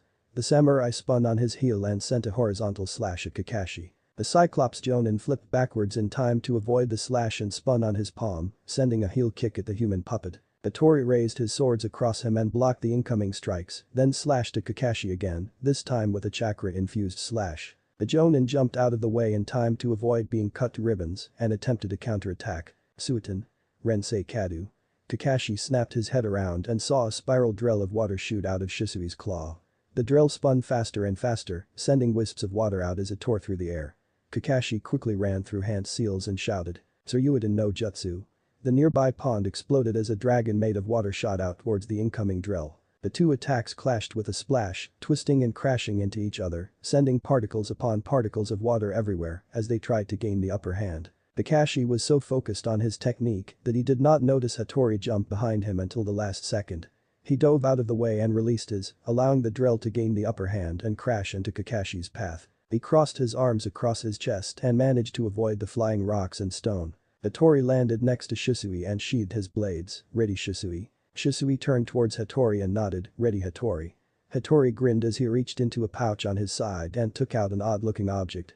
It had 2 hollow parts that were in the shape of the hilt of each of his blades, and it had a chain attached at the bottom. There were also what appeared to be polarized attraction seals placed on its sides. Hattori slipped them onto the 2 katanas on his right side. There was a clicking sound just before Hattori pulled out his 2 katanas. The object that he had placed on their hilts connected the 2 at the hilt and then forced the bottoms of their hilts to connect with each other, creating a double-bladed sword. Hattori spun the blade in one hand. Then gripped the combined hilt as he charged chakra through it, Joujin Kair. The chakra shaped around the sword as he swung it, sending a barrage of crescent-shaped chakra slashes at Kakashi. Shisui held up his claw and forced it to widen at 180. A seal in the joint of the claw glowed brightly as the Uchiha human puppet spoke, Bakuretsu Gajutsu. An explosion of water erupted from the claw and formed into a larger version of said claw. Shisui jumped to Kakashi and raised the claw back before he shot it towards Jonin. Kakashi reacted quickly and performed hand signs, Doten. Iwakabe, a wall of stone erected itself and stopped the incoming strikes. The resulting explosion caused by the blocked attacks created a cloud cover that blocked out all vision in the area. Hattori and Shisui got ready for a counterattack, unaware of the shadowy figure behind them. Naruto vs Yamato. Naruto and Yamato charged at each other as wood shot from the ground around them. Yamato created a spear out of wood, while Naruto pulled out his own bow staff and rode on one of the roots that were heading towards Yamato. The 2 clashed weapons, making Yamato's staff split from the sheer force behind Naruto's staff. Yamato looked at the staff and turned towards Naruto, nice staff. Where did you get it? Naruto smirked as he applied more pressure, making Yamato's staff snap in 2. He swung the ornate staff at his fellow Mokuton user, making him jump back. Yamato landed on the ground and forced another wooden staff to grow. Naruto spun his staff around, I got this staff from my sensei. Yamato raised an eyebrow as he scratched his head. I was unaware that Akasuna no Sasori knew how to perform Bijutsu. Naruto grinned. Before he suddenly vanished. Yamato spun around and blocked a strike from Naruto, who was chuckling lightly, whoever said I got it from Sasori sensei. He kicked Yamato in the chest, making the wood using Anbu operative cringe as he blocked another strike from Naruto. Naruto suddenly jumped into the air and threw 3 kunai at Yamato, who ducked out of the way, making them fly into the trees. Naruto grinned as he sealed up his staff, perfect. He ran through hand seals and shouted, Mokuten. Dajirin no Jutsu. Naruto punched his arm forward, sending thick spiked roots at Yamato from his arm. Yamato leapt out of the way and ran through hand seals, Mokuten. Mikujaheki. Pillars of wood shot out of the ground and formed a dome around Yamato, blocking the incoming wood spikes. Naruto frowned and then grinned as he performed a hand sign with his free hand, origami no Kajiri. The spiked roots quickly split apart into paper and formed into several whirring buzzsaws and then sliced into the wooden wall created by the former Anbu member. Yamato saw the wood begin to split and opened up a port behind him in his wooden wall and got out just as the saw blades completely cut through. Naruto saw Yamato get out of the dome and was about to attack him. When he suddenly froze and his eyes widened. He then sighed in annoyance and sat with his legs crossed, grumbling about idiotic teammates and their stupid egos. Yamato saw Naruto's condition, aren't you going to attack me? Naruto sighed and scratched the back of his head. Why bother, even if I do I would have failed this test because my damn teammates aren't willing to work together. Yamato raised an eyebrow, how do you know that? Naruto stood up, you know those 3 kunai I threw at you? Yamato nodded his head. Those were actually transformed clones that I sent to get the 3 stooges to work with me. But apparently those 3 don't want to work together. Yamato raised an eyebrow, how do you know that? Naruto chuckled, Kage Bunshin was originally created to be a reconnaissance ninjutsu, if one dispels, then I get all the information that the clone originally had. I sent 3 clones to try and get the 3 of them. I can tell you exactly what they said. Naruto coughed and spoke in a voice sounding much like Kiba, no way you dead last orphan bastard. I will not work with my competition to Hinata's heart. He then coughed again and spoke in a voice very reminiscent of Sakura, no way you dead last dope, neither I nor Sasuke-kun needs the help of a worthless loser like you. He coughed again and spoke much like Sasuke, I am an Uchiha, an elite, I don't need the help of a clanless bastard. Yamato sighed as he massaged his temples. Naruto continued to speak, and to add to that, they all ran a kunai into my Kage Bunshin's chest, wholeheartedly thinking that they were the real me. Yamato gasped in shock, his own teammates attacked his Kage Bunshin with intent to kill, thinking it was the real Naruto. Naruto shrugged his shoulders. Well, since the test is now over and useless, I am going to go sit down. He reached into his pocket and pulled out an apple and bit into it. Juicy. He walked over to a nearby tree and continued to eat his apple. Yamato meanwhile was rubbing his temples, oh boy. 20 minutes later, Kakashi walked through the trees, confused as hell. He had snuck up on the 2 puppets and was about to take them down when they fell over, utterly useless. He had sealed them into a scroll and headed off to find his opponents. Only to find him and Yamato conversing over things such as architecture and botany. He walked up to them and asked, why aren't the 2 of you fighting? The test is still. Yamato interrupted Kakashi. The test is over, Naruto is the only one who gets the true meaning behind the test. The others would sooner stab their teammate in the back than work with him. Kakashi sighed. He hoped the last Uchiha would be smarter than this, he knew Kiba and Sakura were not smart enough to get it, but he expected the last Uchiha of all people to get it. He shrugged his shoulders and thought to himself, well, I am sure once we begin training him he will understand. 5 minutes later, Kiba, Sasuke, and Sakura were tied to the logs, while Naruto was arguing with Kakashi about his human puppets. Kakashi wanted to hand them over to Sasuke, thinking he would have more use for them, but Naruto told him that the 2 puppets were created by him and that he made certain that nobody else could use them except for him. Kakashi eventually relented and gave Naruto the scrolls, saying that if the Uchiha could not use them, then they were useless. Naruto tucked them away, but made certain to keep a close eye on Kakashi. Kakashi turned towards the group, alright, I have good news and bad news. The good news is that none of you will be sent back to the academy. The 3 tied-up genin cheered, but Naruto narrowed his eyes. The bad news is that all of you will be dropped from the shinobi program. What? All 4 of the genin shouted, with Naruto leaking killing intent. The blonde genin stepped forward and snapped at Kakashi. What the hell is there in dropping us from the shinobi program, you ass? Kakashi glared at Naruto, because none of you deserve it, not one of you could get the true meaning behind the test. Naruto snarled at Kakashi and shouted. None? Dumbass, I figured it out in the first few seconds, we had to work together as a team, why the hell do you think I sent those damn Kage Bunshin after those 3 to get them to help? Kakashi snorted, if the Uchiha could not figure it out, I doubt a dead last orphan could. Yamato stared at Kakashi in shock. This was not the man who he admired for so long. Naruto rolled his eyes and walked over to the 3 genin and reached into their pouch and pulled out a single kunai each. He tossed them towards Yamato who caught them, checking them for traces of my chakra. Yamato did as such and found that all three kunai had Naruto's chakra covering the entire blade. He looked at the three genin and gave them a haunting look, scaring them half to death. You three attacked Naruto without provocation with intent to kill. Sakura snapped, it was just a cage bunshin. Yamato glared at her and snapped. But you didn't know it was a cage bunshin until after you stabbed it, am I correct? Sakura opened her mouth to retort. Only to look down. Kakashi sighed, very well, I will give all of you a second chance. Naruto, you are allowed to eat. But do give them any of the bento. Kakashi and Yamato vanished, leaving Naruto with the three bentos. Naruto flicked his wrist and three bushes appeared in front of them. A sharp branch cut the ropes and he spoke, eat, you three need to keep your strength up. Hibble looked at Naruto with confusion, but sensei said. Naruto cut him off before he could finish. Kakashi said that I wasn't allowed to feed you anything from the bento, he said nothing about growing a bush with food on it.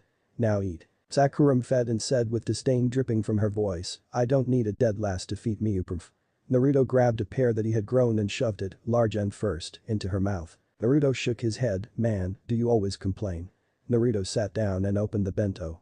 And he quickly pushed it to the side and grabbed an apple off of the bush in front of Kiba. Kiba frowned and whined, hey, that's mine. Naruto finished the apple and threw the core at Kiba. I grew it. It's mine. He took a pear from Sakura's bush and dealt with it. What did I just tell you for? Kakashi suddenly appeared in front of them and shouted. Naruto, unfazed by the killing intent answered, feeding my teammates, you didn't say a damn thing about not feeding them, you only said don't give them anything from the bento. Kakashi looked at Naruto, is that your excuse? Naruto bit into a peach he had grown on Sasuke's bush, pretty much. He tossed a pear at Kakashi. There you go. Kakashi caught the pear. And gave them an eye smile, then.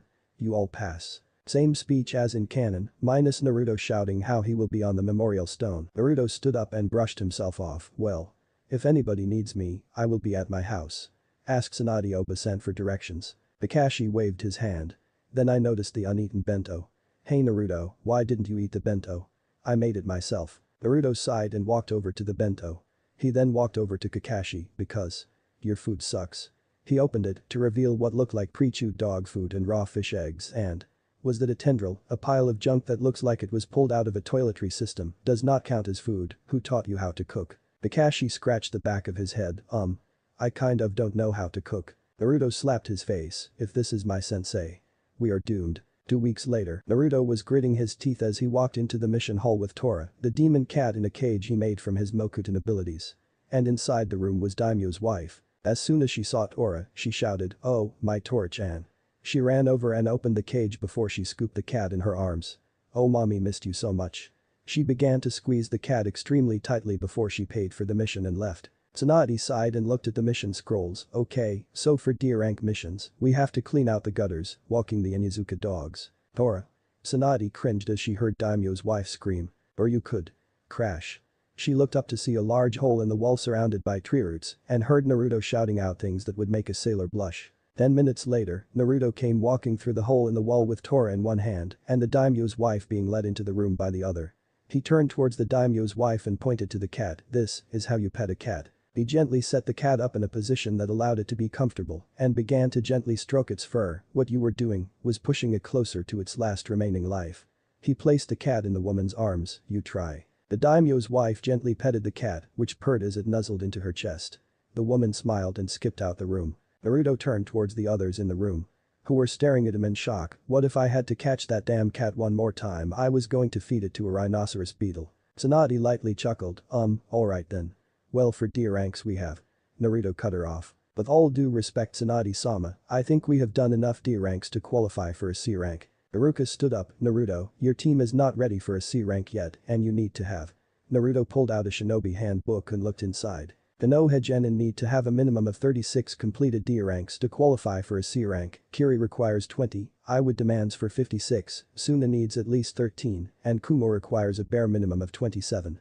He closed the book, thanks to my cage bunshin we have managed to complete 42 D ranks, and each of us have skills that are supplementary for at least a C rank. He snapped the book shut, I fail to see how we are not qualified for a C rank. Iruka wanted to retort. But could not find anything to disprove what Naruto said. Tsunade sighed, alright. We have one mission that you could go on. She pulled out a folder, 3 people from a foreign country came asking for bodyguards. They are willing to pay for a C rank mission. They have been waiting a week to get a team. She smiled, are you all willing to accept this mission? Naruto smirked, yes, we are Tsunade-sama. Tsunade nodded and pressed a button on her paw, send them in. The doors to the mission office opened and 3 people walked inside. Naruto turned around and looked at who had come. And his eyes widened. The 3 who walked in who saw Naruto also had their eyes widened. They all pointed at Naruto and shouted, Naruto. Naruto stared at the 3 people in front of him. It was Tazuna, Tsunami, and Inari. Suiton. Rensei Kadu water style. Drilling vortex. Water is converted into a rapidly spinning drill that can tear through rock and stone. Chapter 11. Crank, the plot thickens. Naruto's eyes widened in shock as he saw Inari, Tsunami, and Tazuna for the first time in a year. Oh my kami. Inari ran up to Naruto and hugged his leg, Naruto Niasen. The force of him charging into Naruto's leg sent him toppling over. Naruto smiled and chuckled as he patted Inari's head, Inari, it's great to see you again. He grinned and stood up, Inari still clutching his leg, man, you have gotten big, haven't you? Inari grinned a fox-like grin as he looked up at Naruto, yep, and I am stronger too. He flexed his arm, trying to show off his muscles. Naruto chuckled, that you are Inari. He looked up at Tazuna and Tsunami and smiled, hey Tazuna Jiji, Tsunami-chan. Tsunami smiled and walked over to Naruto, wrapping her arms around him in a warm hug. It's so good to see you again, Naruto. She smiled as she looked down at him, you have certainly grown the last time we saw you. She pinched his cheek playfully, have you been eating your vitamins? Naruto chuckled and rubbed his cheek. Yes Tsunami-chan, I have been eating my vitamins. Naruto then playfully poked her in the stomach, I really owe you for teaching me how to cook. I would have died of food poisoning from my own cooking years ago if it wasn't for you. Tsunami blushed at the praise as Tazuna walked up and patted the top of Naruto's head, ha, true, the first time you made us something to eat, I almost chucked it up then and there. While the 4 were talking, everyone in the room was watching the events unfold before them until Tsunade coughed, drawing the conversation to a close, Naruto, how is it that you know the clients? Naruto smiled, well, when I originally left Konoha years ago to train, I ended up in Nami no Kuni. He smiled and looked at Tazuna, Tsunami, and Inari. They helped me out back then. Tsunade raised an eyebrow and sighed, very well. Now, all of you are to be ready to head to Nami no Kuni in Okage-sama, if I may interject. Everyone turned to Kakashi, who was for once in a serious stance. Tsunade raised an eyebrow, what is Kakashi? Kakashi cleared his throat and looked her directly in the eyes. I believe Naruto should be forbidden from taking part in this mission. Naruto snarled at Kakashi, what? Kakashi ignored Naruto, due to Naruto's history with the client, it will prove as a conflict of interest and will likely result in the failure of the mission. I believe Naruto should not be allowed to accompany us on this mission. Yamato stared at Kakashi with a what the fuck expression on his face, not knowing how Kakashi can't say something like that. Tsunade frowned, denied, Naruto shall accompany you on this mission. Kakashi tried to protest, but Hokage-sama. Tsunade smashed her fist into the desk, cracking it as she snarled Naruto. Shall accompany you. On. This. Mission. Is there any part of you that you wish to try and protest, or shall I have you charged with insubordination? Kakashi gulped and lowered his head, and no Hokage-sama. Tsunade smirked, good. Now I want everyone ready to leave in 57 minutes. And Kakashi. She cast a harsh glance at Jonin. If you are so much as a second late, you will be demoted to academy student and have to retake the entire Shinobi Academy from scratch, am I clear? Kakashi's eyes widened as he vanished in a shunshin to get ready for the mission. Tsunade chuckled to herself and looked at the remaining members of the team, well. What are you waiting for, go get ready. Sasuke, Kiba and Sakura left, but not before casting harsh glares at Naruto. Yamato stayed behind as Naruto turned back to Tazuna, Tsunami, and Inari, so, this question has been bugging me, but how is Kaiza doing? Tsunami, Tazuna, and Inari flinched. But surprisingly hit it well. However, Naruto and Yamato noticed a sudden flinch. Tsunami smiled sweetly, he is back home. Naruto nodded his head, but made certain to remember this incident. 1 hour later, the team had set off on the mission a few minutes earlier, after each one had secured their materials. Naruto was wearing his usual outfit. But if one looked closely, they would notice that 3 of his scrolls were not in their usual place, and his stance allowed him to reach for his bow staff quickly. Yamato was also in a stance ready for attack. Every other shinobi in the group was lazily walking, as if this would be a walk in the park. Naruto sighed as he rubbed his forehead, why oh why did I get stuck with these people? Naruto was about to continue looking forward. Until he felt a pair of breasts press into his back. Sighing he turned his head, Kaiu-chan, what are you doing? Kyuubi grinned, hugging you. Naruto sighed once more. Kyuubi had insisted on coming with them. And since she was not a shinobi, there was nothing any of them could do to stop her from coming with them. Not that Kyuubi minded her company. He just wished that Kiba, Sasuke and Kakashi would stop sending lust-filled looks at her. Kyuubi smiled. Then her ears twitched as she glanced at an incoming puddle. Naruto and Yamato also noticed the puddle but made no move to show what they saw. Everyone else did not even notice it and continued on with their business. They had not walked 10 feet past the puddle before there was a surge of chakra, a cloud of smoke, and 2 shinobi with breathers and kiri headbands leapt out to attack the group. Kakashi's eyes widened in shock while the rest of the genin were frozen in fear. The 2 shinobi twisted their arms which had massive gauntlets on them, connected by a chain, and wrapped it around Naruto and Kyuubi, slicing them to bits. Inari shouted, "Naruto Naichin." The 2 shinobi hissed, "2 down," and charged at Tsunami, Tazuna, and Inari. Inari growled and reached into his back pocket, pulling out the same kunai Naruto had given him years before and stood in front of Tsunami and Tazuna, holding the kunai out. The 2 shinobi swung the chain, intent on chopping the 3 of them to bits. Only for them to trip as a sudden pressure wrapped around their ankles and yanked them so they fell on their face. Everyone stared in shock as the 2 shinobi were suddenly dragged into the forest by an invisible force. Several moments of silence passed. Until there was a slight clicking sound as the trees rustled and a figure stepped out of the forest, causing all their eyes to widen. The 2 shinobi were tied up by a glowing rope-like extension and were held in the mouth of what appeared to be a massive spider. The spider itself looked to have been made out of wood and steel and had been recolored to resemble an actual spider. The spider was easily as tall as a human being and sported 8 legs, each one ending with a spiked leg with serrations, and it had a glowing abdomen filled with what appeared to be chakra. Except it was a purplish color. It had 8 eyes and on the back of its abdomen, a tenchurin flower with a single red slitted eye in the center. But the spider itself was not what caused everyone's eyes to widen. It was who was riding atop it, Naruto Uzumaki and Kyuubi, who had just moments ago been sliced to bits. Naruto Nai-chan. Inari ran up towards Naruto as he got off of the giant spider. Inari sobbed into his leg, clutching him tightly. I thought you died. Naruto smiled and patted Inari's head. Hey, I ain't going to die that easily. Naruto smiled down at Inari. He then frowned, turning his gaze towards the 2 captured Kirin. Now, let's see what you 2 know. One of them scoffed, we'll never talk. Do your best. Naruto grinned darkly, oh I intend to. He raised his hand, which revealed 5 chakra strings connected between him and the spider, but first, introductions are in order. He flicked his wrist. The clicking sound was heard from the spider puppet. And 2 of the spider mandibles extended out and positioned themselves at the throats of the 2 Kirin. And a long needle shot out from both mandibles, just barely stopping before they pierced their flesh. Naruto motioned his middle and index finger, causing a whirring sound to be made inside the spider. The 2 needles were then filled with a black fluid, which was clearly toxic, and for a seal to slide onto the edge of the spider puppet's mandible. Naruto grinned as the Kirin started to sweat. Now. Where was I? Oh yes, introductions. He smiled, Demon Brothers. Meet Onagumo. He indicated towards the giant spider puppet, Onagumo. Meet dinner. One of the brothers was so scared he was actually shivering, while the other one scoffed a little, oh please, it's just a puppet. Naruto frowned, then smirked darkly, in a way. Yes, but how about a little biology lesson? When you are nearing death, your body starts to leak chakra in the bucket loads. To accommodate this little fact, the body also produces chakra at the same, if not a faster rate that the body is losing it. He pointed towards the spider's glowing abdomen, you see all that chakra back there? The 2 brothers turned their heads and looked at the spider's glowing orb of an abdomen, which was obviously filled with chakra. Naruto grinned at their confused looks. Onagumo is a special puppet, the only one capable of creating its own chakra strings. But, for her to create the strings, she first needs a substantial amount of chakra in storage. Now admittedly, I contribute some of my chakra to the storage, as does Kaiu-chan, but Onagumo's primary method of gaining chakra is through those 2 seals. He pointed to the seals on the mandibles, those are chakra absorption seals, which are connected to chakra conducting pipes that bring the absorbed chakra through a series of purifying seals to make the chakra usable by her and allow her to create chakra strings that she can use much like how spider can use silk. The 2 Kirin stared at him blankly, and you are telling us this why? Naruto shrugged, I thought I should let you both know how you are going to die. He moved his thumb. The mandible on the left side stabbed into one of the brother's neck and injected the poison. At first, the brother merely suffered a slight pinch of pain as the toxin dripped into his system. And then a pull on his chakra.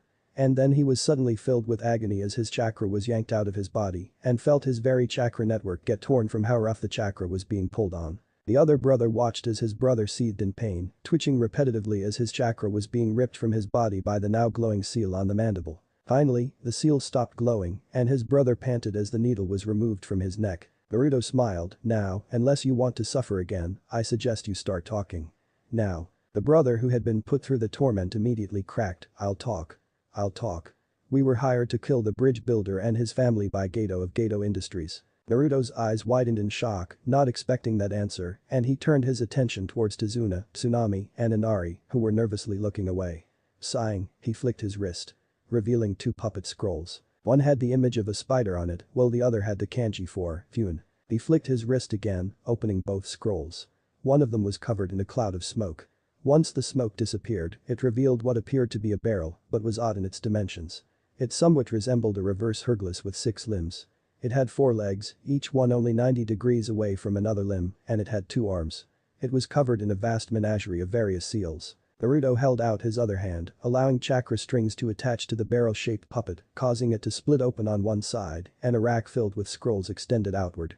The arms of the puppet grabbed 2 scrolls, each one with the kanji for human, and rolled them open, revealing an extremely complicated seal array. Anagumo threw the 2 kirin in, and they vanished into a cloud of smoke. Once the cloud dissipated, it revealed the scrolls, which now had a few new kanji on them, signifying that they were currently in use. Anagumo reached out with one of her arms and touched the scroll that had a spider on it, and it too vanished in a cloud of smoke.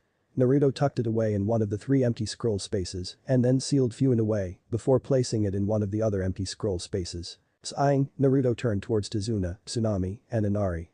What's going on in Nami no Kuni? And I mean what's really going on? Tazuna sighed.